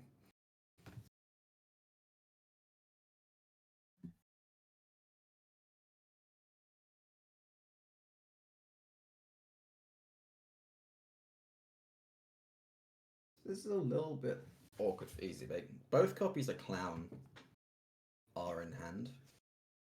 Yeah, These but no options are terrible, Yeah. shall we say. Very, Mhm. very low impact, especially with a copy of Overgrowth in hand. You don't want to pay 4 mana to draw a card at this stage in the game. You just want to be dropping bomb after bomb. Yeah.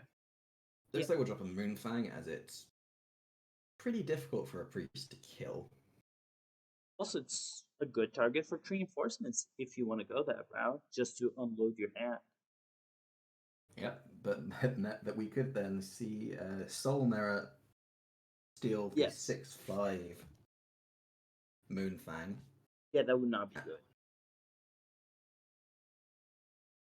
So it gets a little bit dicey here, and I think we might just see it. Last time when I casted last week, we were saying how much we were looking forward to finally seeing Moonfang in play. This is the first time I've ever seen a Moonfang in Hearthstone. Yeah. I have seen a Moonfang before, but it got cleared by a bunch of little 1/1s. I've seen That's sad. Moonfangs out of Illusion. And That here is we not go. a good thing. So It's so dirty. So it's going to be a 6/4 Moonfang versus a 6/3 Moonfang. So Neji is now ahead on the Moonfang count. Woohoo! And Yep. ezbake is finally drawing that ramp now that he's spent 10 mana already. So these are simply really expensive forms of card draw. So Yeah. good guardian animals probably just to get a Twilight. Well, that's a really expensive form of card draw. Yeah, but 8 it mana draw removes two, the 8 one mana of the draw worst. 2 cards. ezbake has drawn the deck in a slightly the wrong order. Moonfire here is actually a really good pickup. Yes. Because Yeah. it is 0 mana deal with 1 proc of Moonfang. Yeah. I will confess that I'm not really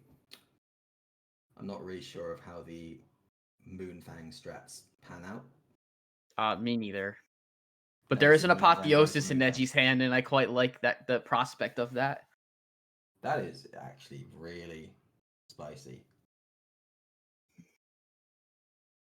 Because It's gonna that get is down to another 3 procs of apotheosis. Moonfang. Yeah. Oh, and the Holy Nova is going to deal with the final one of this, and it's going to restore 2 more procs to Moonfang. Also, Moonfang and Priest. Your hero power is basically restore 2 lives Procs. to Moonfang. Oh my gosh. Yeah. It's crazy. It usually This is- doesn't have but- taunt. ezbake gave it taunt, which I'm pretty sure by now it was a mistake.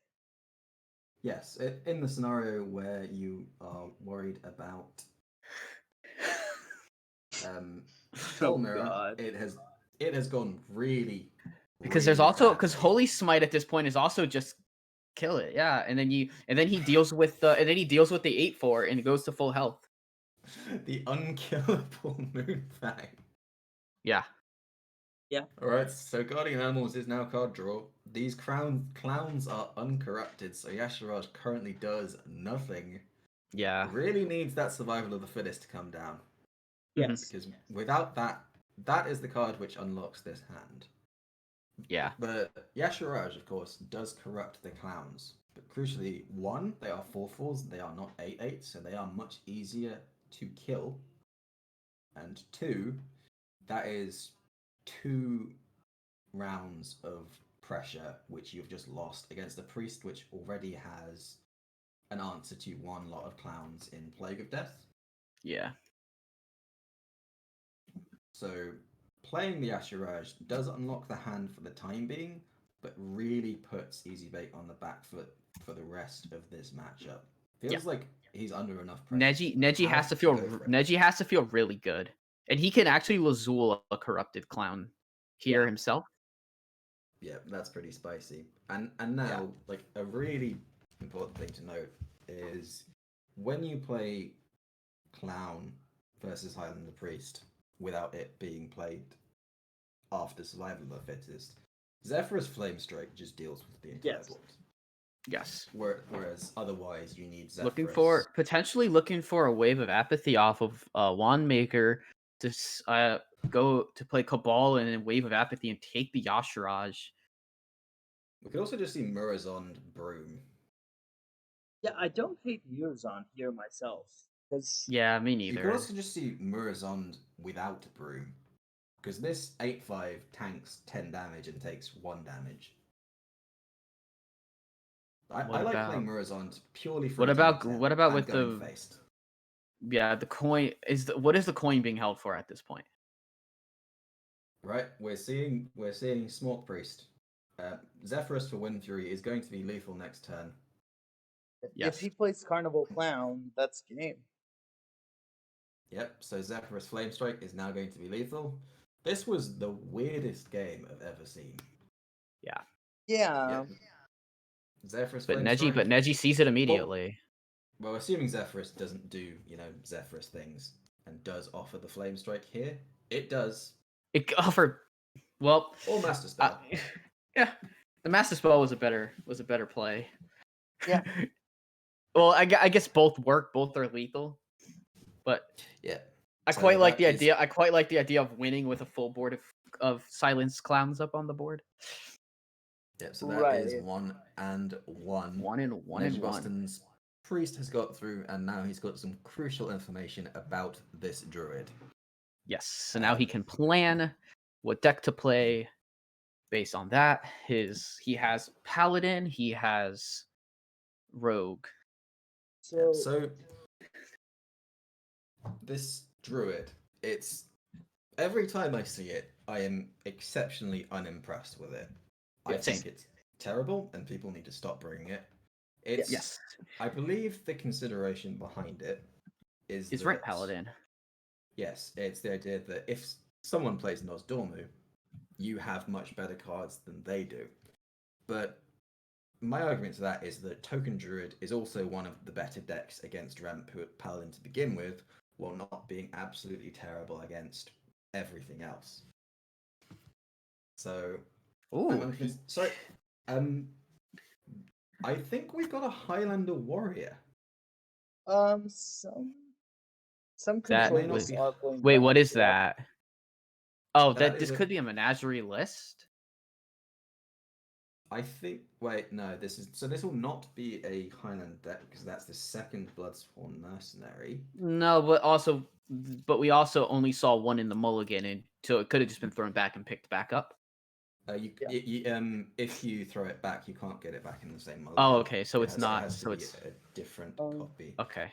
So it's not- Nejiboston is playing. This is aggro rogue with flick, I Yes. believe. Yes. So we are right off the bat. Just with every deck we're seeing in this matchup is weird. Yeah, this is one of those matches. Yeah, so we've seen Galakron Warlock with Silas, Highlander Yeah. Anti-Aggro Priest, Menagerie something Cthulhu Warrior, and Aggro Combo Rogue. Well, I think the flick is just there to deal with. The flick but could also- just be there to deal with token druids type of stuff, I feel like that's just Yeah. a tech card in a.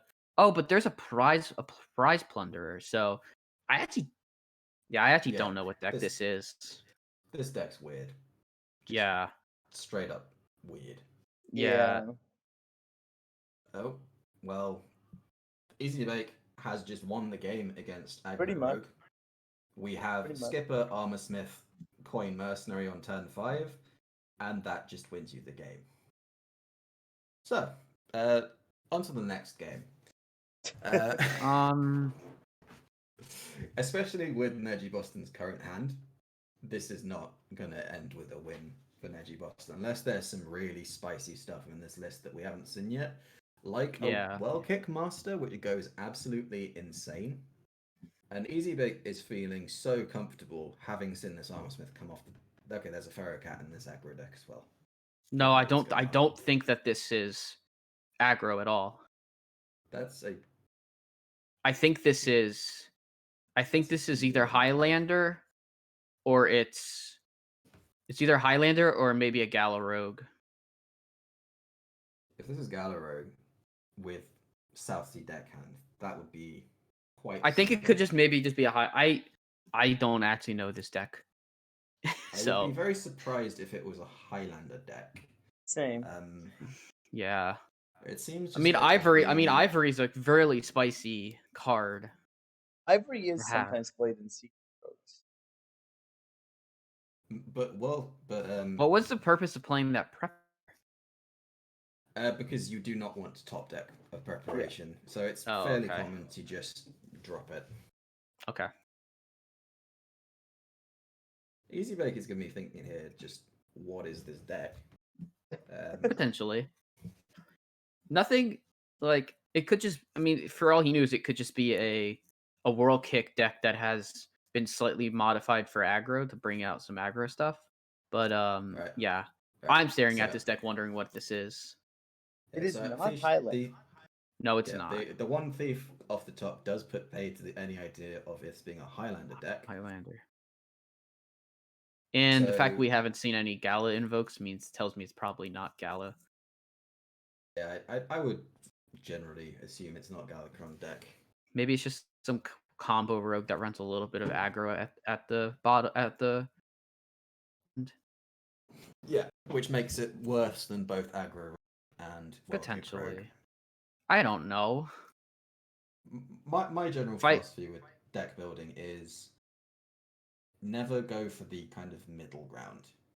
Focus on doing one thing Yes. really well, or you'll just do two things badly.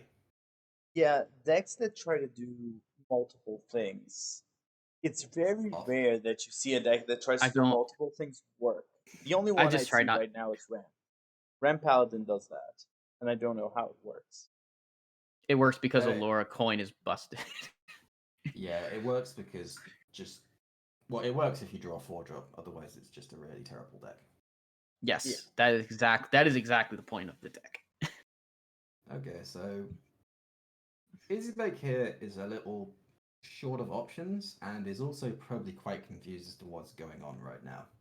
He does have the Skipper, Armorsmith, Merc the following turn, but we could see a Bulwark here just as. I was gonna say sort of Bulwark. another I would say damage. Bulwark could be a. I would say Bulwark is a potential option here, just because we know, just because you want to play the armor combo next turn. Although we might not even see that, and he's just going to say, well, this is 7 damage. I'm on 30 health. I'm happy Yeah. to take 7. Sure. Bulwark will be better later on. Yeah. And he's still going to get that combo. Yeah. Interestingly enough, after the armor combo, Flick could either deal with the mercenary or the Mm-hmm. skipper, taking the second one out of Mhm. I think ezbake's you could hand. even take Armor Smiths. I think taking Skipper is going to be more conducive to your game plan. Skipper is the card that makes Warrior good. Yes. So if you take away one of the Warrior's risky skippers, their game plan just gets a whole lot worse. Yeah. Ooh. We don't even need to see the Bloodsworn Mercenary come out here if he really wants to with the second Armorsmith, but Mm-hmm. gonna take it, get the maximum armor gain for the turn. 3 cards coming from Rigged Fair Game. It does look like this is more of a straight up World Kick rogue, which just Yeah. happens to run Nitro Boost Poison and Deckhand. Southie Deckhand for some And the reason. Keymaster. Yeah. Keymaster, Well, Keymaster makes some amount of sense. keep It does give you a lot of gas for World Kick Master. Mm-hmm. Because Let's see what Neji opts to flick here. Gonna flick the. Debating probably Armor Smith or Risky here. Gonna see what comes off from the Pharaoh Cat. Gets the worst possible card. Yeah, you don't play that. No. Yeah, I think Neji is in a matchup right now where you'd actually not be too sad about seeing Colossus of the Moon here, purely Yes. because you're against No, what Colossus is a would be very insane. slow warrior. Yeah. Right. Generous Mummy is by far the worst, and now with that Armorsmith gone from That was a really big click, purely because ezbake had the second in their hand. So removing the hand card from a deck which was already kind of running out of gas looking at this hand. Yeah.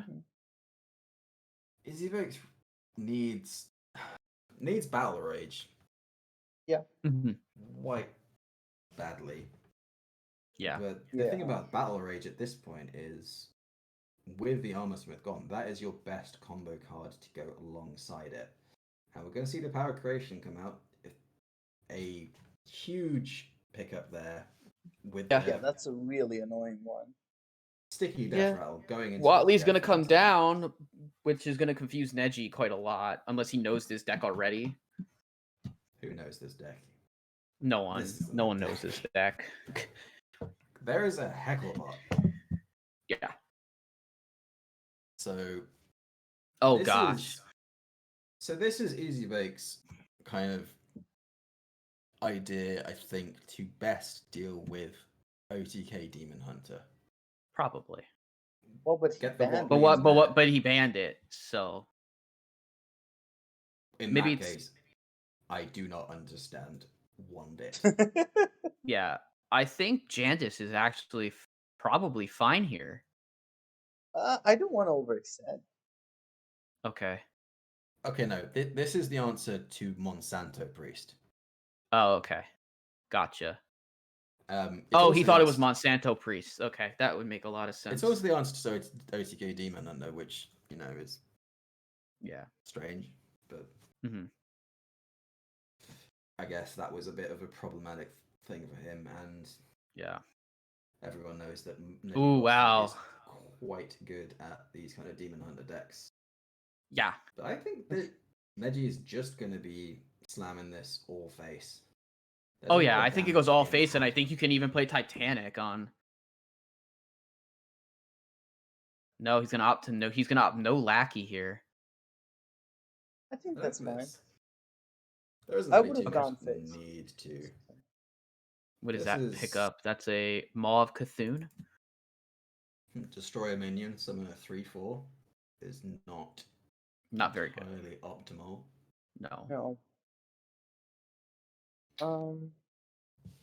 You have the keyword in Ivory. What spell burst? What card are you actually looking to discover? Well, I think it depends entirely on what ezbake is doing. There's quite a few good removal options there with Brain Freeze and Coerce. Or Devolving. Yeah.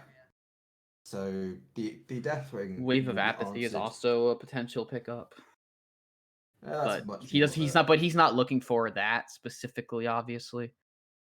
Yeah, he's not looking for the anti-aggro. He's really thinking he's gonna go for maybe the Baroff Skipper with Sword Eater. Baroff Skipper Hecklebot, that classic play. Does hit a Miscreant, which is, a little bit less value in Nejiboston's deck, which does not really need the extra value at this point, looking at this hand. Yeah, definitely. So, it's not trivial to clear the Hecklebot. You're going to need to play a turn, probably with that Prize Plunderer, because it doesn't have that many targets in the deck. Yeah. Yeah, I imagine we're going to see something like that right now. We could see the turn started off with a Lackey to maybe go with the Key Warden Ivory.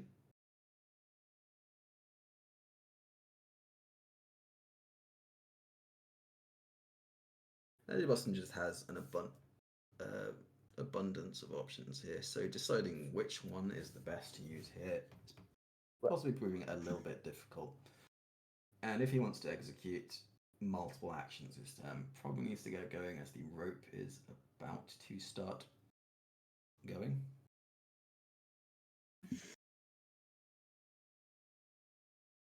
Adorable Infestation or Demon Companion there were both pretty solid tempo options. That was for the Adorable Infestation.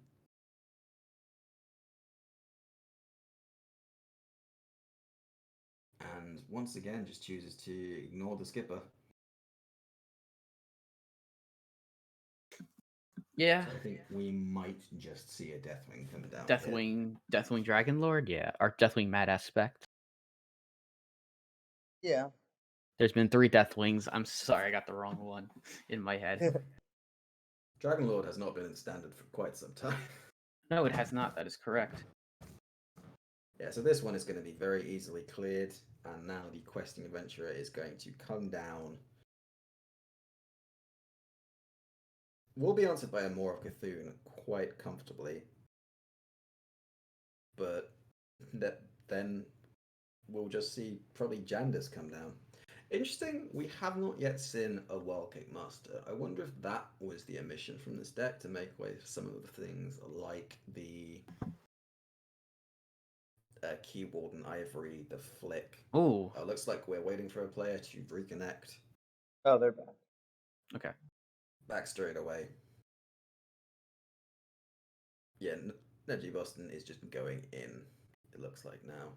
Played the requisite 5 cards to play the Prize Plunderer, generate an 8/8, make a wide board. You've seen both risky skippers. There's Ralligor, but ezbake just does not have the time to play Ralligor right now. No. Could go for Sword Eater.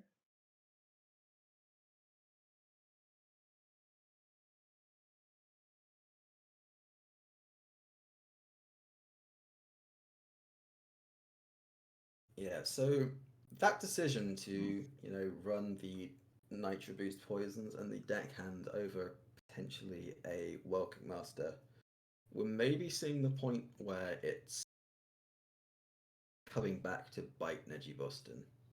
Maybe. As Yeah. the value is somewhat starting to run dry. Of course, there might still be one in the deck. We've just not seen it yet. Mm-hmm. Interesting pickups there. Twilight Runner and Rusted Raider. Mm-hmm. With this secret passage in Nejiboston's hand, I'm not sure that he even wants to be drawing any more cards. You could say your opponent is at a very low health total, so either you kill them or you lose. They're at 29 health. It's not the lowest health total that they could be at. No, it's just the game is over really soon. You don't have that many more at this point. No. And we'll probably see the questing. We do not see the questing come down. No, I think you could save it, with the argument being that by saving the questing, you get to play it a later turn and draw it. It gives you a bit extra time to finish the game. Yeah, especially with the Twilight Runner. Yeah. Those extra draws will probably come in handy. And we've still not seen anything like a Welcome Master, so it does appear that is the cut. Mm-hmm. Yeah. Wait. Yeah, I think World Cup. I think that's the case indeed. These hits are pretty big. Cleared a lot of the board here. However, the Twilight Runner did not go down, which I would have been really, really nice hits for ezbake if the Twilight Runner ended up getting removed by that Eye of Cthulhu. However, that is 3 of 4 pieces of Cthulhu. Mm-hmm. So Neji does have to keep that in mind. Well, that Nejiboston is out of cards. There is that questing adventurer. Wait, Gonna see a Shadow Step on that. Did he cut a Shadow Step from his deck? Shadow Step feels like he cut one. He cut one. I believe he cut one. I guess. Yeah. But now with this Titanic Lackey, this is so big. He's just gonna get a really big board, and he like the Swindle won't be played this game very likely. Well, can be played other than just being a trigger, but Neji's going in. Neji's just saying you have to clear this board, otherwise I have a couple more turns and I'm gonna win. Yeah. Well, yeah. This is lethal next turn if there is not a brawl. There is no brawl, but there is a way to clear a couple of things and put a taunt in the way. Yeah, The Taunt's Oh, gonna you're have still to going come Now, down now, first. now, but Cthulhu has been assembled. Cthulhu is in deck now. Yeah, but that is one card of 13. Yeah. Actually, no, that was piece number 3. There is No, still one it- remaining, I believe. Cthulhu just went in deck. Oh no, the last card was actually Shadow Step, so Yeah. So he did play 2. did play 2. So yeah, it's basically just a pretty. I mean, this is a. I mean, this is what a 1 in 13 to win for ezbake. Because Neji Well, can't there's put more than enough. that. Oh well, Neji's gonna play out as much as he can to get his stuff Yeah. as high statted, so that way Cthulhu won't actually kill. Very Well, smart. it's not. Even if he plays Cthulhu, if he kills all the minions and you don't have lethal the next turn, your hand is empty. Basically, Mhm. all that ezbake needs to do is to deal with this question. This question is dead. The game is over. Yeah. I mean, this 1/1 has to come down because then Neji has to be aware of Bladestorm. Mhm. Yeah, the other option is Brawl. So do you play around Brawl or Bladestorm? He's saying neither. Bladestorm. Well, I guess Yeah, it's he's- Bladestorm. And Bladestorm comes up the Oh, top. wow. Rewarded. Wow, it worked out. Yeah. That was insane. That's insane. Rewarded. Never That The punished. Rogue gets through. In Rogue beats the Warrior this in a was really almost weird, a miracle. really weird decks. Really weird Warrior. I think that the Rogue deck was just slightly teched out, getting rid of the Whirl Kicks in the Edwin. Yeah. So Getting rid of Edwin, I would say, is fine. Getting rid Yeah. of Whirl Kick is, I would say, strictly wrong. I don't Yeah. really understand that deck list. I Well, think we it can just always made- if Neji wins this one, we can always ask him.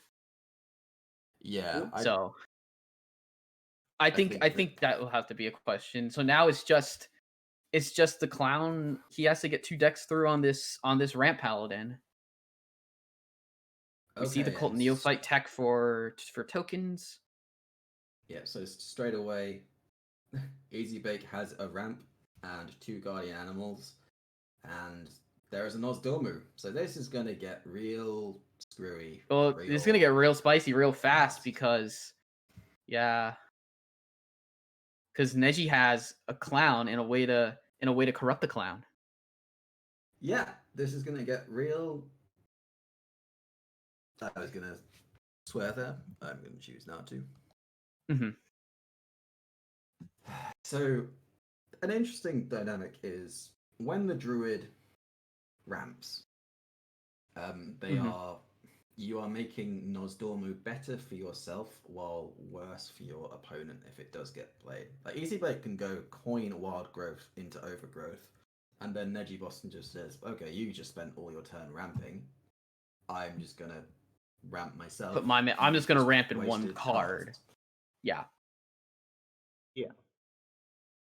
So we do see a Sphere of Sapience to kind of pick and choose what cards come into. Pick and choose if the card off the top is what you want. And the question is, does Nejiboston just drop the Nosdormu? Or does he take it a little bit slower? I think this hand necessitates speeding things up ever so slightly. It does have a pair of circus amalgams in the list, which I would argue is almost entirely always wrong, as you need those dragon tamers to. But I wonder. I don't know if this deck wasn't teched for something like a clown druid though. I think he has at least 1 or 2 in there for a potential token deck, right? So that way it can kind of absorb some of the shock while he gets other stuff. Obviously, it's not great with the red scales because you're not guaranteed a Nas, but yeah, I mean, I think this deck is so predicated around drawing Nosdormu that if Neji plays this, he has to play it on the left for positioning. There we go. Yep, and he does so. just kind of saying, well, you played Overgrowth, but it was a bit of a wasted card. Mhm. And we're going to see the first Guardian Animals come down, I would assume. I would guess, yeah. Fungal Fortune's not a bad card to pick up here. Yeah. Power of the Wild also okay, I guess. It looks like that's what Yeah. we'll be going for here. Does not pick up the Moonfang, sadly. No Moonfang. But Does Power get of the the taunt. Wild, Okay. does allow for 5/7 to trade a little bit more nicely. Puts Nosdormu down to an 8/3, so it trades pretty poorly into this Yes. 4/6. And looking for a different card. There is a N'Zoth, which with Nosdormu dying and a Circus Amalgam dying, and at some point a Murloc dying, is going to get the maximum value. All Neji really needs now is the Dark Moon Rabbit. Mm-hmm. But huge couple of draws for ezbake there. With the second Twilight Runner, the second Lake Thresher, and the Moonfang, that second copy of Guardian Animals now does literally nothing. Yeah. Unless there is a surprise Teacher's Pet in here, which I if ezbake gets rid of the 7/1, it comes back. It's an elemental. Yep, and then the N'Zoth is just going to come down. Yeah. And it will guarantee the death rattle because ezbake will not have killed the second half of this. Mm-hmm. Unlike Agningrod, not the highest impact card by any means, but looks like... Oh, he wants clowns, okay. Yeah, well, clowns can come down and you can deal with clowns. The Thresher. Yeah. First Dragons. Clowns dragon versus drawn. Dragons. 3/2 Fairy Dragon is not the best thing against a bunch of 4/4 clowns. 5/5 Rusher is. That is 5/5 Rusher works. Yeah. It works. But I mean, it's just is there any way to actually clear? I don't think there is. There is so much damage. Neji has lethal damage on board, obviously. Yeah, have we seen an animated broomstick in this druid list so far? No. Yeah, we did not see we did not see one of those. Yeah, broomstick seems like broomstick was. I remember when this deck first came out, and it was very, very, very strong. Like broomstick was what put Guardian Druid over the top. Yeah, I'm fairly sure that we arrived at the conclusion that broomstick was core to this deck. Yeah. About 6 months ago. So if it's not in there, I have questions. I've had questions about all of ezbake's decks so far, besides the Warlock. So yeah, the Warlock deck seemed like the best of the decks that he had. He went with probably a hard priest. It looked like he was going to target a lot of priests with this, and it just didn't pan out. Wow, we're just seeing the clown come down. Yeah. As just a 3. Very interesting there. Yeah. Just it's dealt with on board by Neji's own clowns. Well, we'll tip the scales coming out. I think he just... boy. Yeah, I mean, this is a board clear into tip the scales. Yeah, for sure. You've not seen any ability from ezbake to answer. And also, you know that ezbake is overloaded for 2 the following turn. So you don't need to worry about Survival of the Fittest, double Anubisath, double Strongman, and you know that there is not going to be a broom, considering just how good it was on the previous turn. Yeah. So, I'd be very surprised if we don't just see full trades into everything except the Ysera, and then tip the scales come down. That's also going to put at least one Murloc into the pool, possibly another Circus Amalgam. So this N'Zoth is going to get some insane value. Is he going to go for the full tip the scales here? I feel like you just don't want to get... I feel like he wants... Yeah, okay. So he's going to trade once into Ysera, twice into Ysera, play tip the scales. Oh, there's no time left. Well, just needs one attack from one of these Wind Furies, and boom. So with the circle... There is a broom. Okay, oh, there's a broomstick. Well, that's it's good. A bit late. Yes, it's very late because now this Lake Thresher with the broom does not. It's countered pretty handily by this 6/5 By Circus. Circus Amalgam. Yeah, I mean, it doesn't Right. even kill the 6/1. I What is think this what are we is- overgrowthing for? If we're hovering it, nothing, right? You I'm- just Yeah, this is game over. There Match is- over. so there is first 10, 16, 3, 6. There's quite a lot of damage. Yeah, especially with that it- second War Leader just chilling Yeah. in the hand and the Angling Rod. Yeah. Yeah. Double War Leader with a Crab Rider is just Maybe he's hoping for some portals. He's just gonna play double Nubasath. Burns portal though. All right. And I think that's 3 that's to it. 1 for Nejiboston. And that is Yep. a huge win for AFG because now Oh, all AFG all needs Haster needs to do is to- get 1 point. just one solitary point.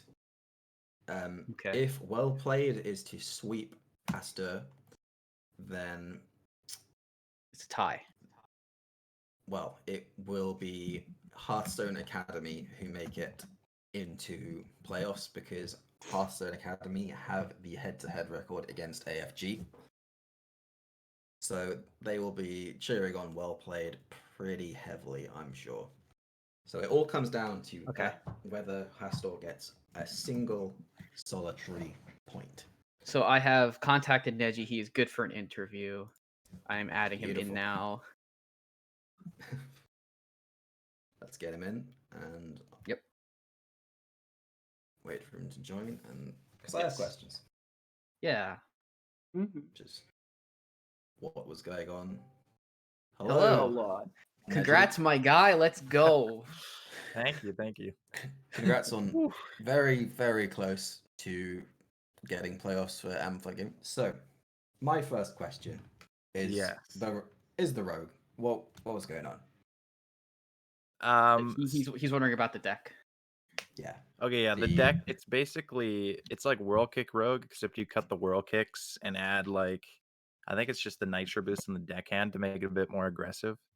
I just haven't been liking the Whirl Kicks that much. It's also who is playing? I think it's Jay Alexander's list actually. Yeah. But yeah. I had several thoughts about it. One was that it looked like you just took out World Kick Row's win condition and made it a lot worse. Because you came very close to running out of gas there, and we can see at the end, just like, do I play around Brawl or do I play around Bladestorm? Yeah, that was the like- question. And he did top deck the Bladestorm right at the end, so you were very rewarded there. But you seemed so far ahead, and if you had a well kick, you would have just dominated that. Yeah, maybe. I mean, I also would have won the game if that secret passage had either Shadow Step, so I could have Shadow Step the Jandis. That was kind of the point of that passage at the end on 6 cards, because there were 2 Shadow Steps. And Yeah. yeah, didn't get one of those. Yeah, and also I was just thinking, Keywarden Ivory, whatever the actual name is, that seems like Yep. a card which is tailor-made to play alongside World Kick Rogue. Because Sure. of the chance of hitting either Coerce or Brain Freeze. Like, running that card and not the World Kick seemed very strange to me. And Yeah, I Deckhand mean, just it's seemed mega out of place. But fortunately, you came up against It did come a through, yeah. possibly even worse deck in the Potentially. Menagerie I mean, I am Warrior. I'm not saying it's better. I'm still testing stuff out and thought it was worth playing because it was doing pretty good on ladder for me. So Yep. I figured Yeah. I'd try it out. But yeah, I mean, World Kick might be better for sure. Yeah, Yeah, especially against Menagerie Warrior with I Hecklebot. think there's some merit to trying. World Kick, at least to me, World Kick always feels like an ant card. 'Cause, Mhm. yeah, sometimes it's incredible. It gives you like 2 Edwins and 30 Eviscerates. But every once in a while, it gives you the 5-mana 2/5 that does nothing, the Death Rattle guy. It gives you Oh, yeah. Kidnapper, and just nothing happens. Yeah, but crucially, it puts more cards into your deck. And I think the whole point of Rogue is just the ridiculous amount of generation, which we almost saw run dry in the Warrior game. That's fair. Oh, Mhm. Also, the Paladin Druid game was pretty interesting, because ezbake did have both copies of Guardian Animals in his opening hand. Then off the Twilight Runner drew all the rest of the beasts in the deck. Oof. Yeah. Yeah, that's rough. Yeah, so the hand was Moonfang, Thresher, Twilight Runner, and we didn't see a Broom until right at the end. It was pretty rough, but Yeah, I wasn't everything actually expecting to win that game. I thought I was going to lose against the Druid because if I go for Nas, then he can just do his big turn first, and since he has such good big cards, but yeah, I guess he got pretty unlucky.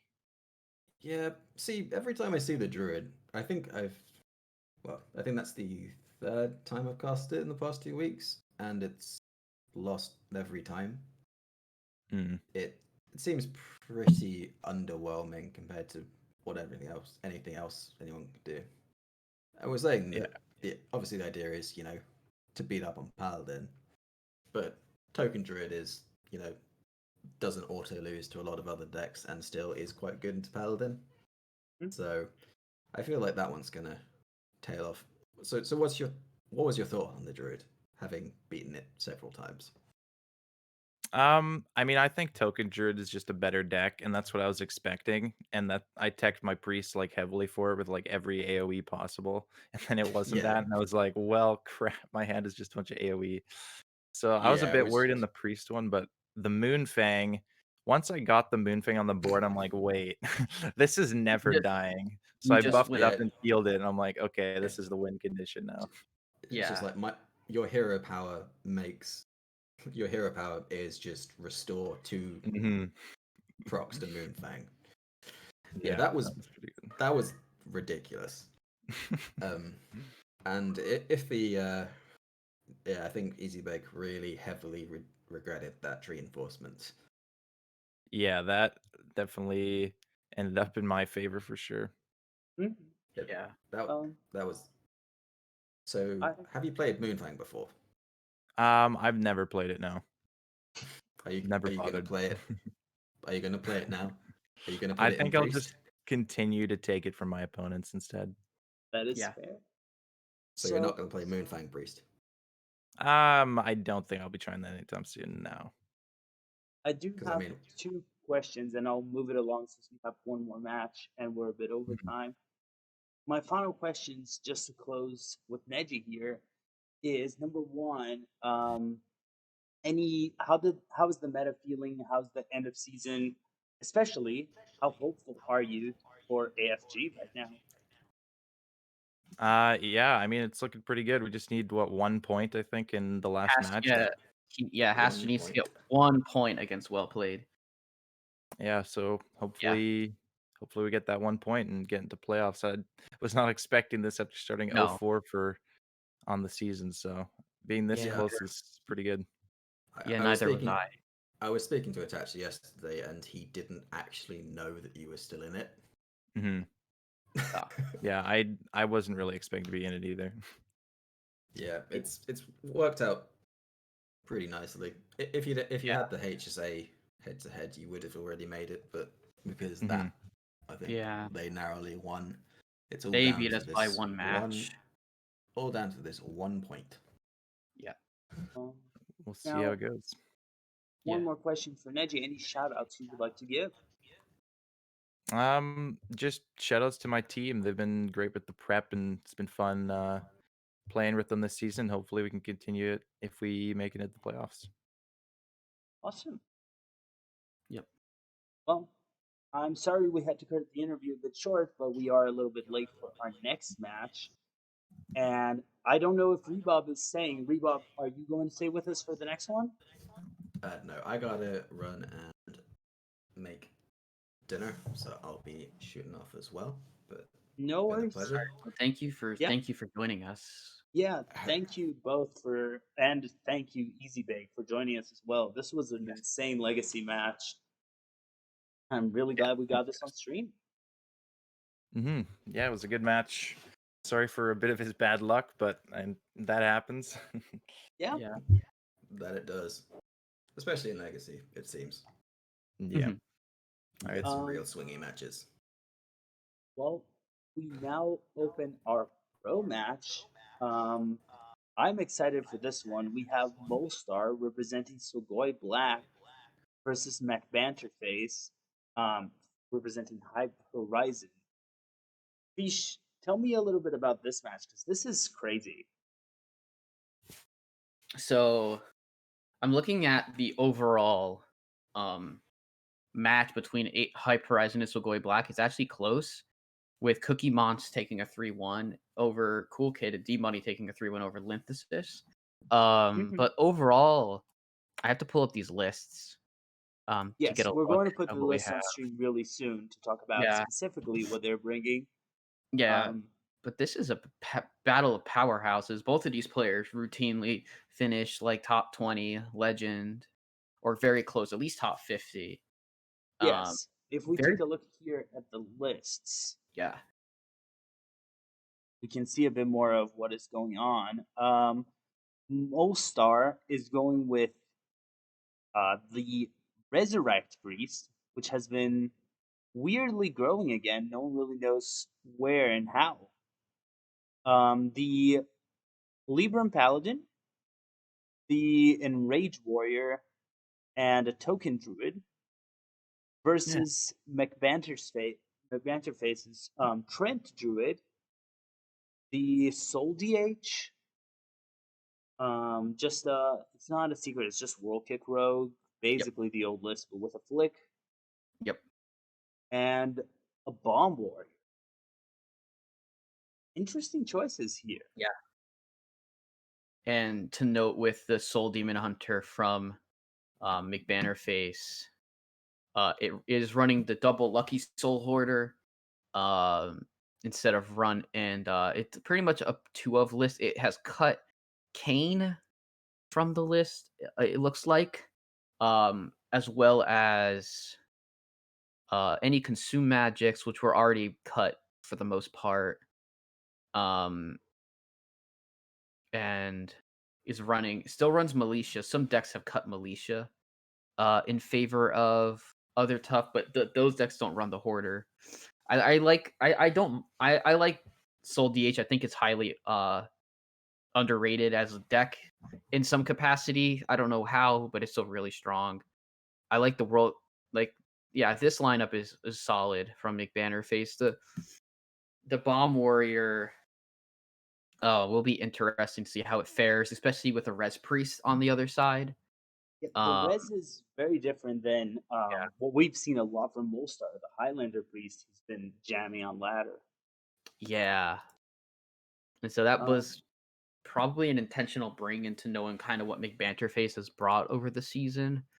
And also yeah, just also maybe a pretty decent meta read.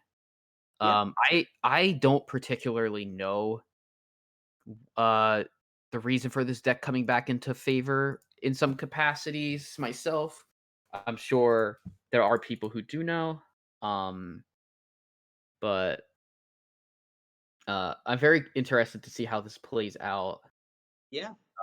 Just We do see no paladin ban, and no, um but because they can see the list ahead of time and see that it is not a ramp paladin, but rather it is a broomstick penflinger paladin right. coming from Molestar over I a think ramp paladin. this does make sense. The warrior ban, your demon hunter and your druid are going to struggle with warriors. So Yeah, making sure there's no warrior, the paladin, your druid can get through the paladin, and the demon hunter has a little bit of a hard time, but yeah, you can still win sometimes. So I think these make sense, yeah. All and right, I'm telling them to just start whenever they're ready. cool. Seems good. Um, yeah, I think this is going to be insane. I'm expecting Yeah. them. I know a lot of players in pro just go random. I would expect McBanterface if I was him. I would probably open with the token druid here because it's fairly Mhm. good in this lineup. Yeah. So just to And give some context for this is rank 17 versus rank 21 yes, on NA ladder. yeah. So And no, that is not friendless bug. It could be. that is not friendless bug. I those were the ranks that I saw prior to bug happening on my friends list. Yeah. All right. Both players should have eyeballs. Yep. We're going to queue McBanterFace in the bottom Okay. whenever the client allows me.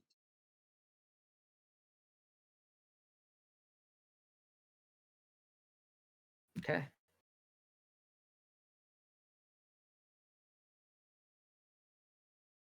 All right. Looks like we have Demon Hunter versus Priest to Yeah, start. we're going to see the Soul versus the Reds. I don't know this matchup, so I'm looking forward to learning a bit more about it here. I have not Same. played Rez at all. I've not played Res Priest versus Soul Demon Hunter. No. I actually fun fact, I brought Res Priest week 1 in Hero. And it failed me I did really bad on it. But that was because I put Hysteria it is together. really I put it together as a bring, as a deck that I could bring because it countered some of my opponent's decks. Sure. But this is a much more developed version of Res Priest than I brought because I was on a budget with it. But Sure. I am interested to see how this plays out. For sure. Yeah, We I see am pretty looking the basic matchup. opening.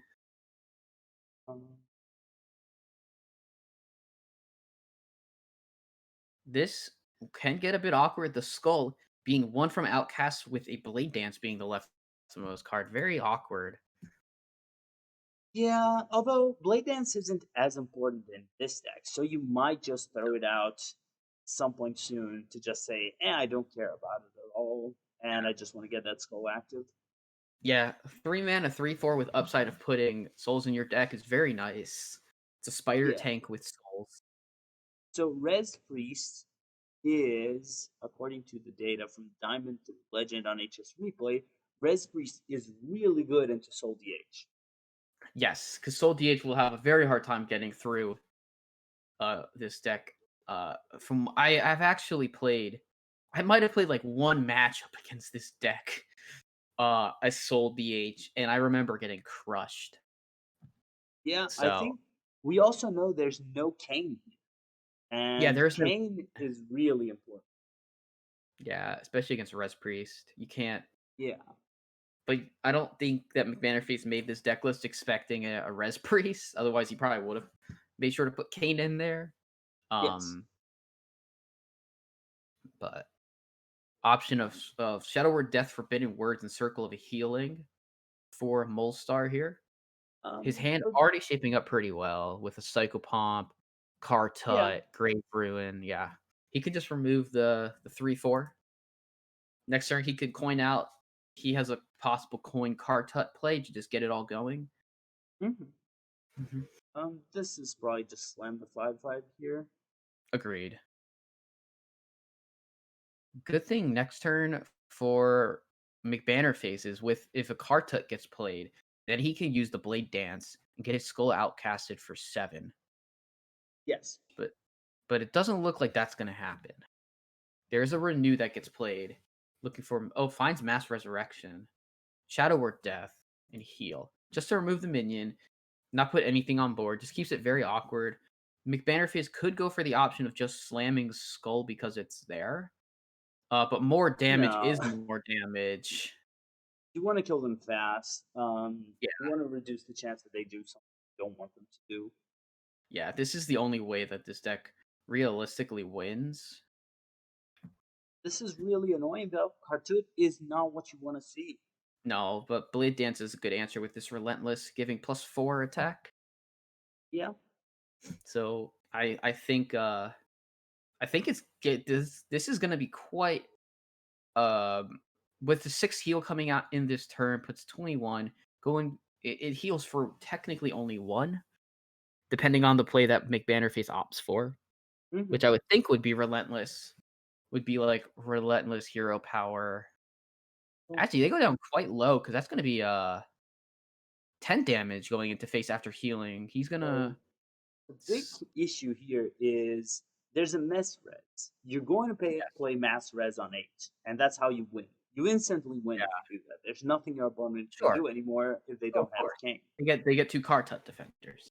And then Psychopomp gets a card tut defender this turn with it. So yeah, you can also grave here. This is the reason that this deck is so favored into Soul DH. Once this happens, they will heal for the rest of the game. Yeah, and unless there's no consume magics and there's no canes to get over it. No. So this deck is just not teched against this type of it's just not teched against this type of deck. So it's very unfortunate, but I think Molsar will just be able to win in the long value game with mass res. I'll be honest, I could even see it conceding too. Yeah, I wouldn't be surprised if McBanterFace just wants to go to the next one here and not worry about slamming into a res priest. But I also don't blame him if he wants to play it out. Yeah.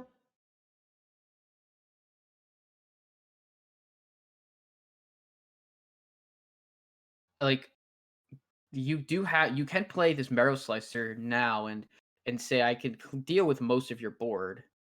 Yeah. I can deal with most of your board for now. Obviously, we do know that it's just going to get brought back with mass res, but I mean, playing to your outs is quite good.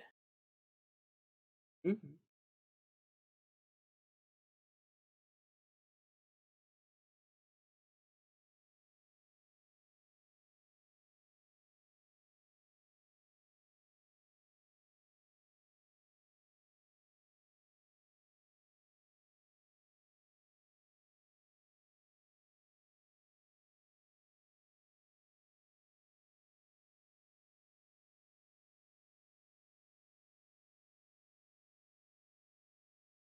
I'm surprised this wasn't a coin mass res slam. I would have gone that route just with put enough cartouches and there's nothing they can do anymore. But you can take it a bit slower. Yeah.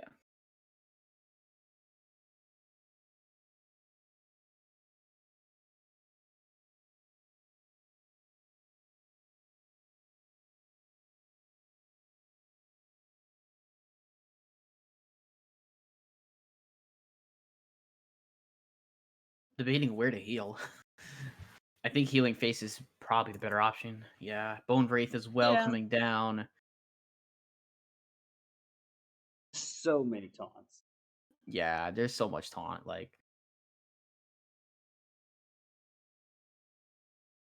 Yeah. Yeah. This is looking rough. I mean, both Soul Shards already played. They're realistically, Militia doesn't do a whole lot. There's only 2 Soul Frags in deck. Obviously, you can put more in here with the Soul Shear, but there is no Militia in hand. I mean, it's hard to see it from here. What McBanterFace could do because his deck is so just doesn't work against this type of deck. Not at this time of the game. You need to beat them early. You need Kane. You need 2 magic, and then you have a good chance. Yeah, and that was kind of the reason why the matchup, why Res Priest was able to get beat by Soul DHs in the past, because their decks were teched to get rid of stuff like that. Yes. And I do think there's also a big difference with Hysteria. It's just such efficient. Yes, Hysteria is so good. It cleared. Yeah. Mass Res is coming out. 3 card tuts. It's rough. I mean, you can clear all of them, technically. I guess. With this, but I mean, then it's just a bunch of 3/1s. And even if you clear everything, win. Just don't, right? No, probably not. You can't close the game against this. You need Militia next turn, and you need him to basically not have anything. Yes.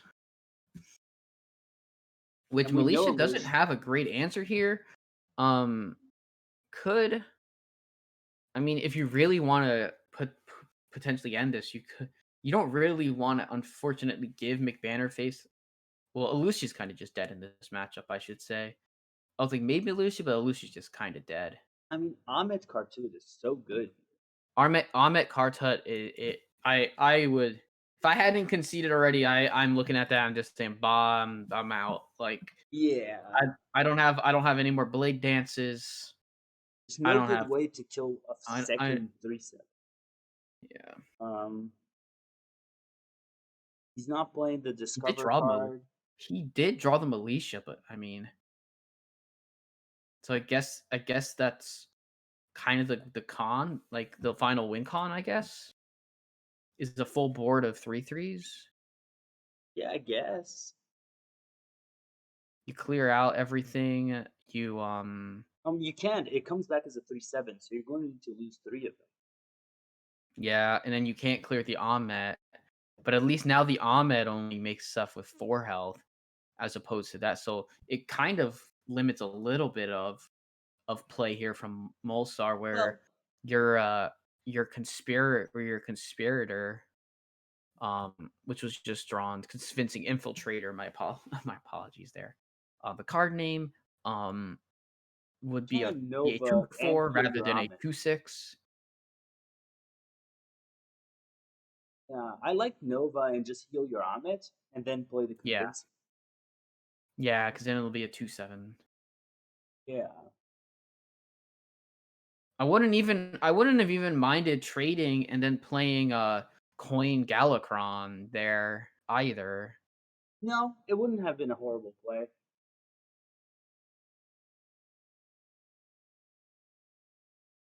Yes, you can go Bladed Lady, but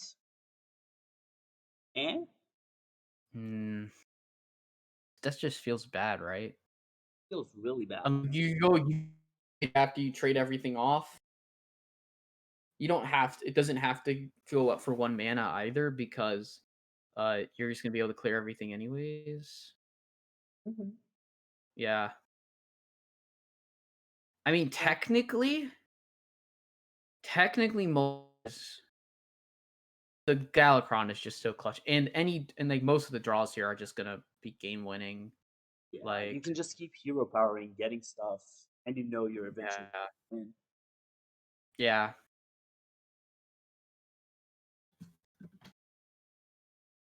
This feels like a super one-sided matchup. Yeah. Watching it just feels super lopsided. And playing it just feels unwinnable.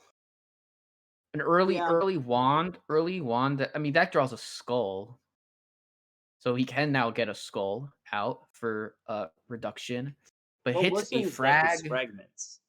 Hits 2 frags, which isn't too bad. Hitting all these frags early is quite nice. Yeah, because now the last cards not gonna eat any are all gonna. These next 2 are discounted because every single fragment was drawn. Yes.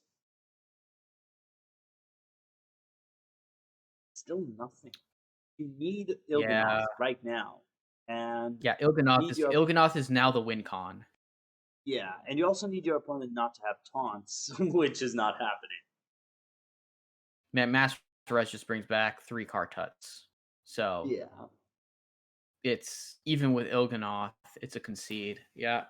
Face knew that there was maybe 1 win con left, which was Il'gynoth. Sees Mass Res, gets out of there. Next game, the Soul DH will have better match with these other decks. Yes. Is what McBanterFace has to be thinking. Res Priest is through. You got Demon Hunter, Druid Warrior left for Molstar now just has the Paladin and the Druid. Yeah, I'm curious. I'm expecting actually Mozart to go Paladin. It's just a good cue into what we're seeing. Yeah. And try to get the Paladin through. I still think McBanterFace should throw in the Druid. Probably the time now. Yeah, I would agree. This warrior is a bomb warrior, which you are playing double blade storm, double minefield, so it's not awful against druid, but not great against paladin. Paladin has a lot of things to do to end this, and this is just Libra and paladin. Yeah. So both players taking time to consider their deck, what Yeah. they want to play. Because at this point, we're just kind of gone past the point of picking a deck to start. Yes. Gonna go Also in for THL, your goal isn't to win the match; it's to win the most points. So sometimes yes, you pull strategies that you lose a deck, but you're maximizing the chance that you win individual matches. yes. Only keeps Bladestorm Bladestorm here. is a good I way thought to maybe, deal with big bodies. yeah. Double Bladestorm and Sword and Board with the Galakron. No Corsair Cache No. or weapon. So first day into the one of the just such a good pickup. Getting that sigil runner, allowing for the early Mhm. extra draw for the paladin. Picking up a Librum of Wisdom. Yeah.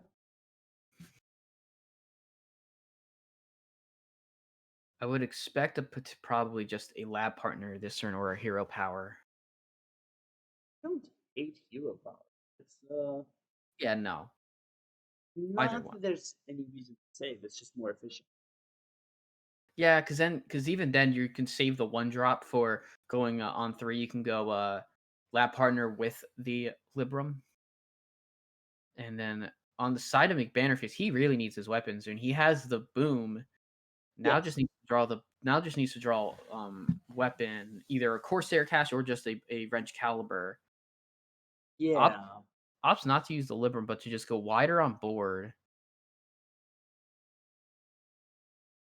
So looking at the list, there's no Silas and in the Paladin, and no Silas or Silence in the Warrior. That is one of the ways you cheese your wins against Paladin. Yeah.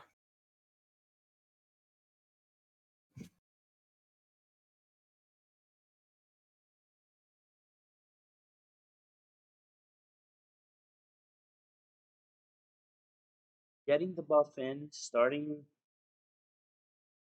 the Librams going. The Paladin list does play Devout Pupil, so those buffs do make it cheaper, and it is an important card against Bomb Warrior. Yeah. That's quite right. Unfortunately, just no bomb, no weapons. And this No. deck revolves around getting your weapons. Just hero powering and just trying to keep draw. But there is no extra draw besides cutting class in this deck for them. I'm thinking. Yeah. So or shield block and cutting class. So he really needs one of those to start maybe drawing what he drawing. Or just But this Corsair this Cache. paladin can just play Truth Seeker here. It's just such a Yes. bad spot. Like roll off the top is would be great here. Hmm. I still But think you're looking for the weapon before anything else. oh, of course. Or Oh, even of course you're Corsair looking for the Cache. weapon on before anything else.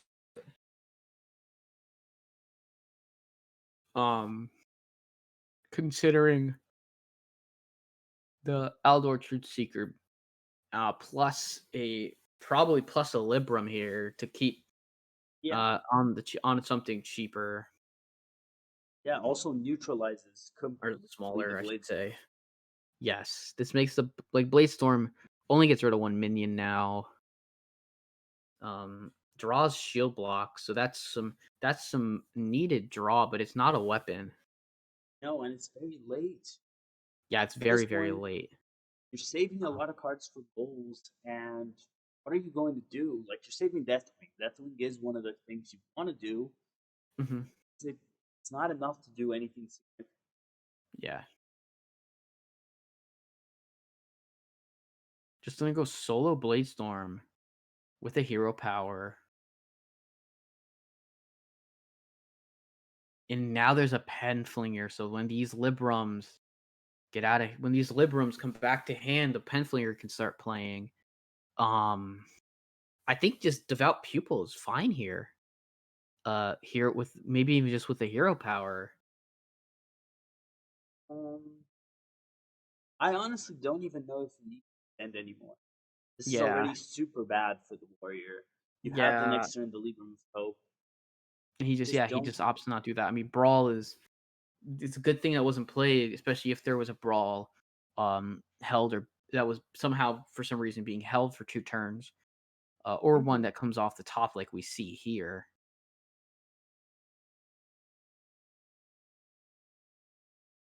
So the question here is, do you need to rip the Brawl? I mean, there's 10 on board. There's 10 power on board, and you're at 20. You have to. That's definitely a big consideration. Is, can I get away with, not clearing up most of the board? Bladestorm is not bad, but Bladestorm doesn't win. Losing No. play.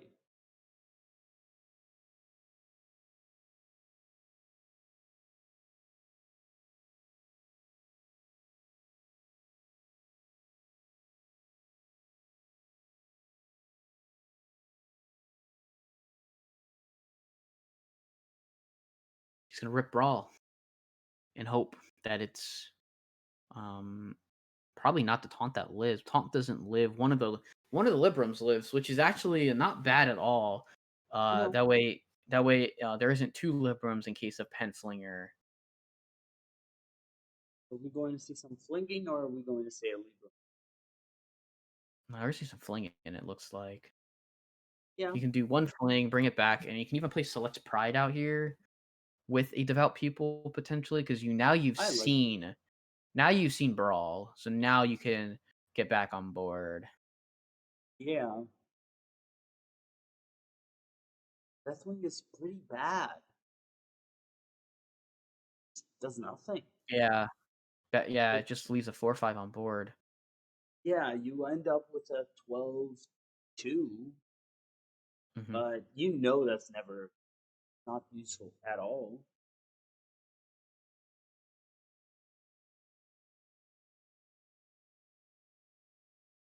Doesn't it just die though if you play it because it hits the 4, 5, 3, 1, 3, 2? That's 13. So Deathwing doesn't that's even 12, survive. 12. Yeah. So we're gonna see he's gonna play Galakron here. Yes, that's I think this is very good play. Because of Yeah. Kronks. It's a I'm good not play sure because it of Kronks. matters, but yes. Yeah. I think at this point the match might be over.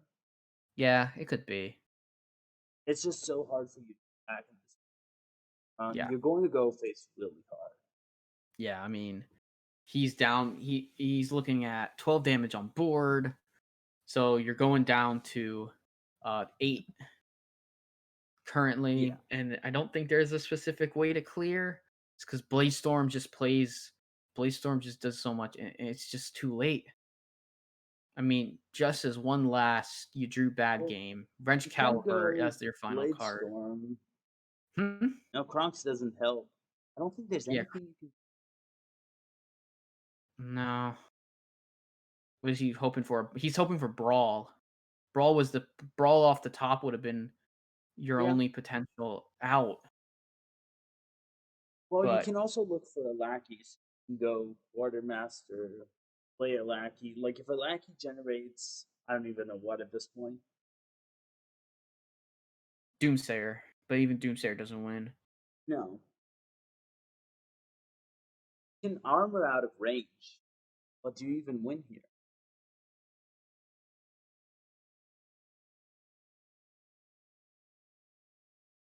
A bit fortunate that second Penflinger wasn't drawn off the Select Pride for McBanterFace at least. But a Libram of Justice will just allow this 3/1 to trade.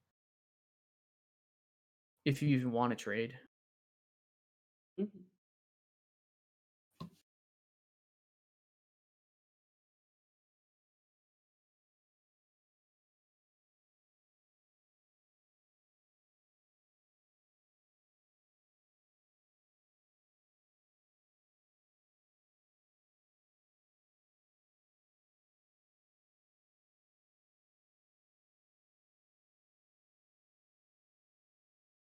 The pink's going.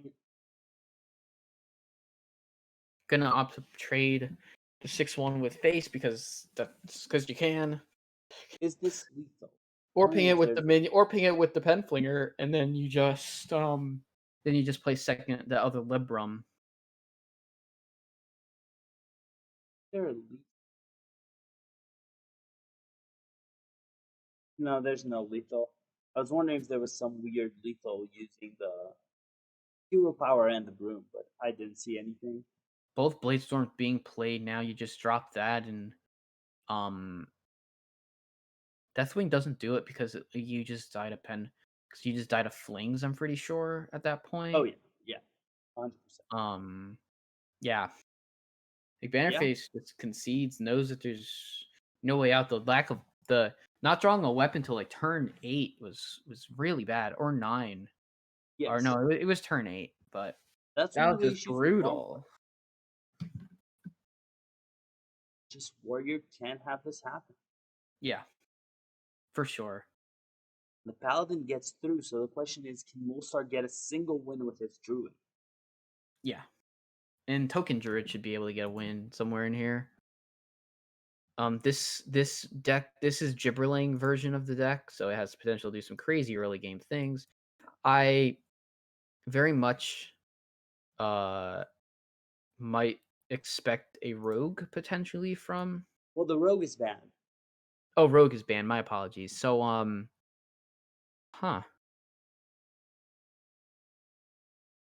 mean, Demon Hunter does fine into aggro. Yeah, that's Soul what I was DH thinking. is pretty good. And the Bomb Warrior can be okay if you draw the right cards. You're right. So this is not quite over yet. The Druid deck will have to get through one of these decks. One of these, will have to beat one of these 3 decks. Yes. With McBanterFace just playing for points now, essentially. So do you keep Skull against aggressive token? I can't believe I'm saying you might not keep Skull in a matchup, but what do you think? No, yeah, I don't mind the Skull getting tossed here. You really want to get going here. Yes. Finding the Hoarder's pretty nice. Finding your early souls with a Lapidary is really good as well. This token deck has Fungal, but like this is not the ideal hand technically. No. Yeah. Now there could be a debate. I know that you want to play Panthara on 3, but I actually like this play of just putting Yeah. the 2/3 out there and saying essentially beat my pressure. Which and Fungal come out, which is good, allowing for a Glowfly on 3 with the Lightning Bloom in hand. But this is a lot to answer. Mm-hmm. Yeah. This is a ton. It's a annoying beginning because even if you make a board, you know they're going to be able to remove a lot of it. Yeah. And with a potential, and like if something like Twin Slice comes off the top, it's just even more brutal. Yeah. That being said, this is still a really annoying board, and there's the Twin Slice, not that annoying anymore. Wow. Board gets full cleared. 3/4 can go face now too. Well, not full clear. Oh no, sorry, it's not a full clear. But it's almost everything. Yeah. And your opponent is overloaded, so it's a much easier turn. Yeah, opponent only has 2 mana this turn to play with. Has Tree Enforcement, has 2 Tree Enforcement, has Adorable Infestation in hand. Solar Eclipse off the draw is really nice. To pair with something that's not quite in the hand, actually. You're looking, but the Dreamway Guardians is pretty good. Maybe looking for a potential solar power, but even with solar power of the wild, it's not quite that good. You're looking to pair it with Arbor up later on. Mm-hmm. All right, looks like we're just gonna see probably 8 damage just get, or at least 5 damage go face, maybe 6. Do you ever trade here just to say I want to keep my 1-3. It's annoying into some of your tokens, specifically Adorable Infestation. But why? But the lapidary getting played. Why am I mean, not putting 5 damage into the face? Oh, you would kill the minion. You would do 1 to face. I don't think it's entirely correct. I think you just leave the lapidary, but you are Okay. more vulnerable to cards. Yeah, I Arbor- might have rather liked to see like a play that, if that was the case, if you wanted to trade off with the 1-2, then maybe you just use your second slice in that case. I think Yeah, this he's is gonna fine. he's gonna do the play. He's gonna do the play that you mentioned, going trading with the minion. But the 5/5 body is just really strong in this case. Yeah, there's one problem here for Molestar, which sometimes happens with a token druid, which is nothing summons tokens. You don't have things that summon really. You have one or other Yeah, card, but he has 3. He does have 3 cards that generate tokens, but that's a lot of your turn to summon 3 tokens that can get easily cleared. Gonna take the yeah, Crystal Song Portal. That's pretty nice and can be used later on. See, that's really good. Those cards there are all pretty good. They're good token generators. Yeah. With the bees and the Dreamway portal, we're gonna see We're gonna see tree enforcements with Adorable Infestation. yeah. Yep. And Skull off. Skull just gets ripped. Blade Dance. Porter goes to 0. Il'gynoth goes to 1. This is fine. I think you weren't looking for anything but Militia, because Militia is the most annoying card in the game for your opponent to deal with. Yes. And I like double trading. Just keeping everything off the Druid's board. Yes. They do have the Soul of the Forest, but what are they going to play it to? Nothing They right need a now. board. But can make a decent chunk of board here. There's his second Blade Dance, but I mean, a Shatter Mystic off the top would be pretty devastating if they get a big board. I think you have to bees here. I think you bees You and deep bees the Dreamwave. 5/2. You bees the 5/2.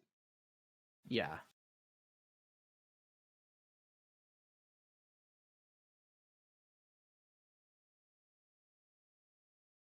Making boards and hoping that they stick. All you can do. Yeah. Probably also maybe get the Dreamway portal out with a tree enforcements or something just to go pretty wide. Although you know it's Demon Hunter, so Demon Hunter has capabilities to clear almost any small board.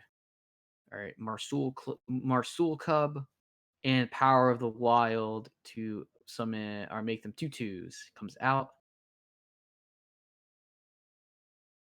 Full fragment. Militia gets drawn. That's an I would just slam that, right? So the other option is going with an Il'gynoth blade, just saying I don't care about the OTK. I'm going to clear you with Sure. Blade Dance, and next turn I'll drop Militia. But you can go Sure. Militia now. It's still really good. Yeah. She is your win condition. Mm-hmm. Your Yeah, this opponent- deck just can't. This Druid deck can't deal with this right now. It No, would need he's to draw not playing Arbor the up rough off the start. top. And no Arbor up.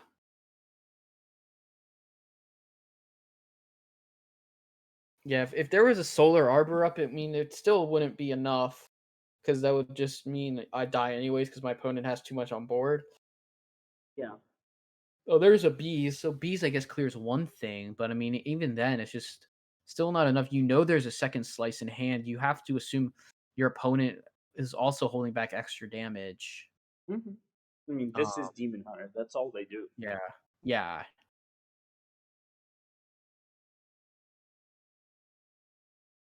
But we're gonna go wide and hope it's enough. Which we know it's now not because of the Marrow Slicer. Yeah. That is exact lethal. It was a really good game for Demon Hunter. Oh yeah. And very well played by both sides, as always, I think. For sure. I mean, Mozart played with what he was dealt. He didn't get Arbor up. He didn't really get much of Nope. he played an early Glowfly, but as soon as that got dealt with, it was an uphill battle. unless he drew second Glowfly to actually to actually make another big refill board. So it's 2-1. Molestar's still in favor and still having to get the token druid through. I think we'll probably see the bomb warrior here. I But I wouldn't be surprised. But I wouldn't be surprised if it was a mirror, maybe the Goru version of the maybe McBanterFace thinks that version that he's running is a little better than the Gibberling version. There is a Gibberling in hand. Let's see what type of other cards they get. Molestar gets. Okay. Nothing to combo. So- well, no, he does have good stuff for turn 1 if he wants to. Yeah. I mean, this is really nice. Yeah, you just go in Coin, nature studies and then nature adorable. studies. Yeah. Wow. Forest Aid is actually pretty good here. Yeah, for later on in the game, definitely. Debating on tree enforcements versus adorable infestation. They're actually the same, right? Adorable infestation produces an extra 1/1. Yeah. No, adorable infestation adds the 1/1 to your hand, and it produces an extra 1/1.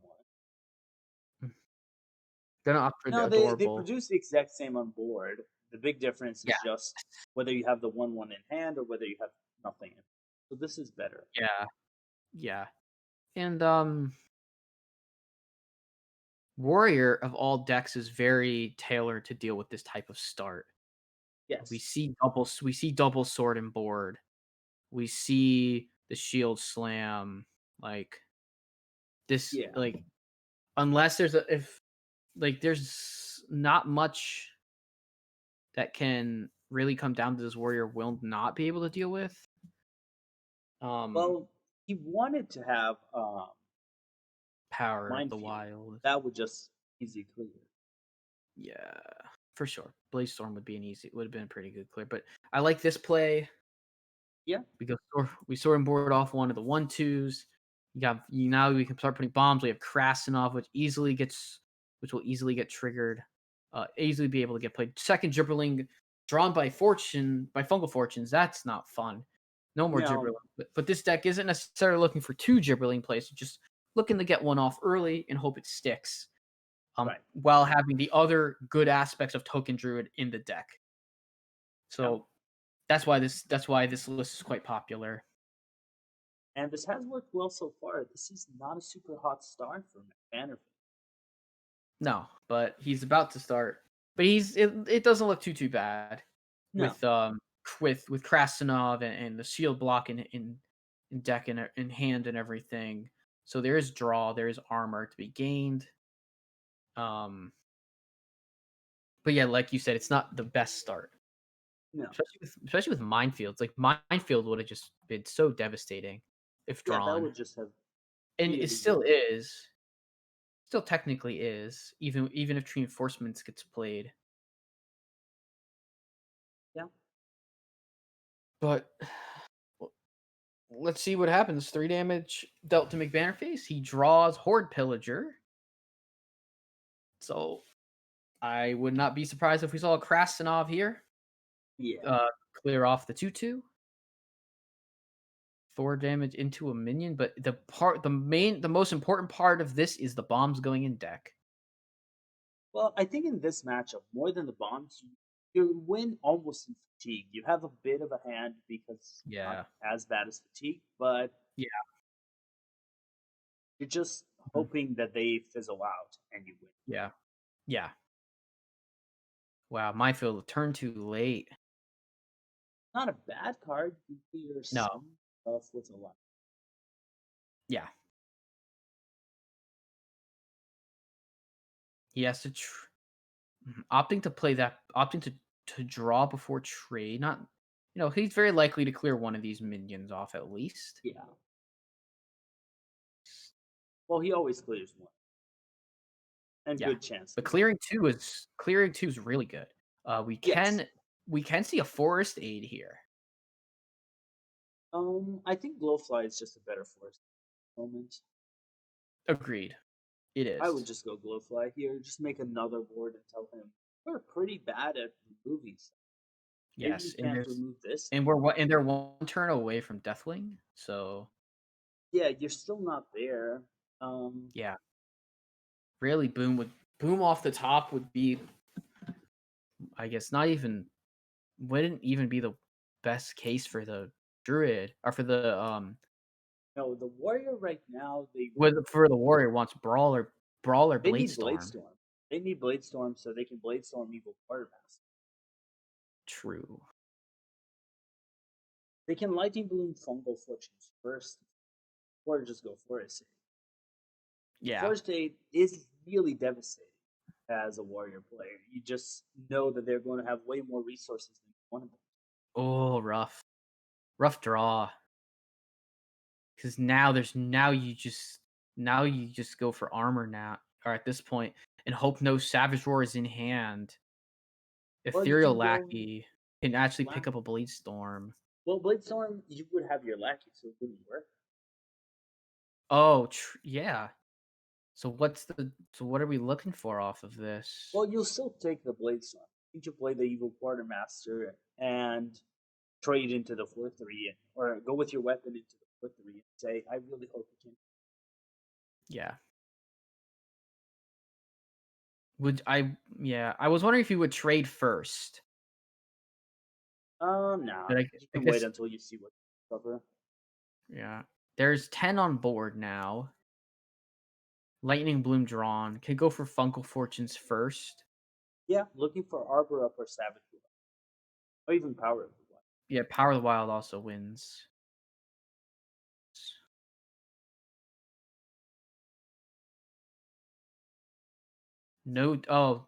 Savage Roar drawn. That's game. Molestar wins. That was crazy. That's the Token Druid doing Token Druid things. Yeah. Agreed. And Molestar squeezes through against this warrior. Yep. Wow, let me get Molestar here for an interview. Yeah. Really great match. Yeah, great Today match. has been one match better than the other one. It's just kind of insane. I know. That puts Swagoi Red up in this match. 9-6 over HypeHorizen. If these are very much needed points for Swagoi Black, who are looking to keep up with some of these other teams and make somewhat of a push.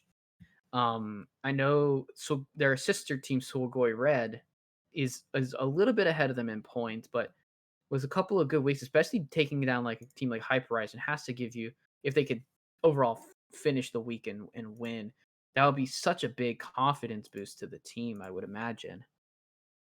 Mm-hmm. And I'm gonna get Molestar in right now. Mm-hmm.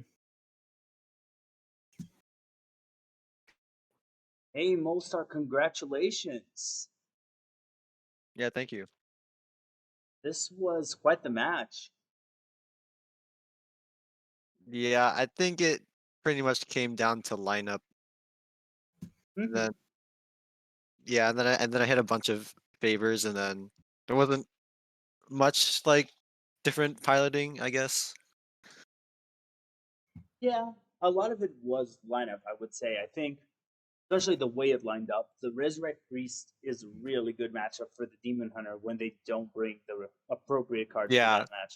There's literally no Cane and no Consume Magic, so I didn't see like any chance for it.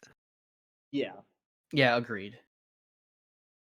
Yeah, were you expecting some of his decks? Well, how did you design your lineup, if you don't mind me asking?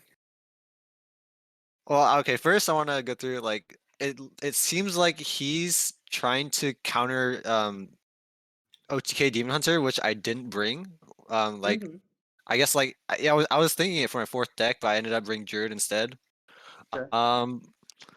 Before the rest of my lineup, I guess I knew I was always going to bring like a warrior priest, and Res Priest just came up like recently, so I wanted to try that in like in THL, and it's also been good in qualifiers as well.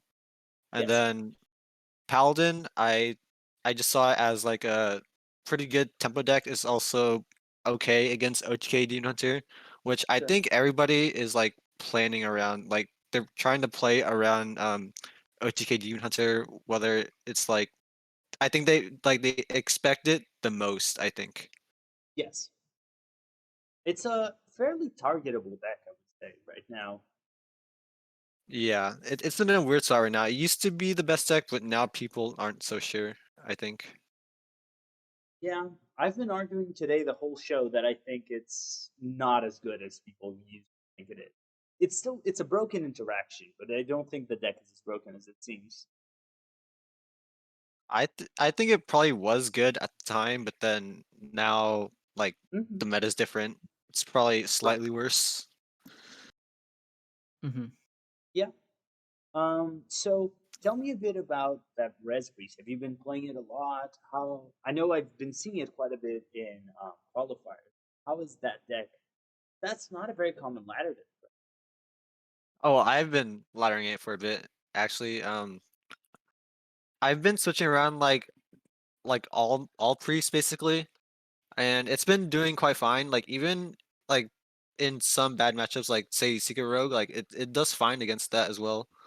Mm-hmm. Like it only loses to like value decks, which it comes a lot better in like a conquest because then you just ban like whatever priest they're playing or maybe some like Highlander mage or something. Mm-hmm. It beats a lot of aggro basically. Right. Yeah, Nice. One question I've been asking Faithful, because I always like to ask this question, is how do you feel about the current meta? Do you feel like it needs a nerf? If yes, what do you think should be nerfed? I think in general when there's like OTK decks that are able to like come around like before turn 10, I don't like that because like they could just sit around and just like not interact and then just suddenly kill the opponent. But like um it used to be like super possible, but then like I think the meta got a little bit faster with Demon Hunter and then also Mozaki Mage, which like I don't see Mozaki Mage warranting a nerf, but like it's super possible to kill people on like turn 7.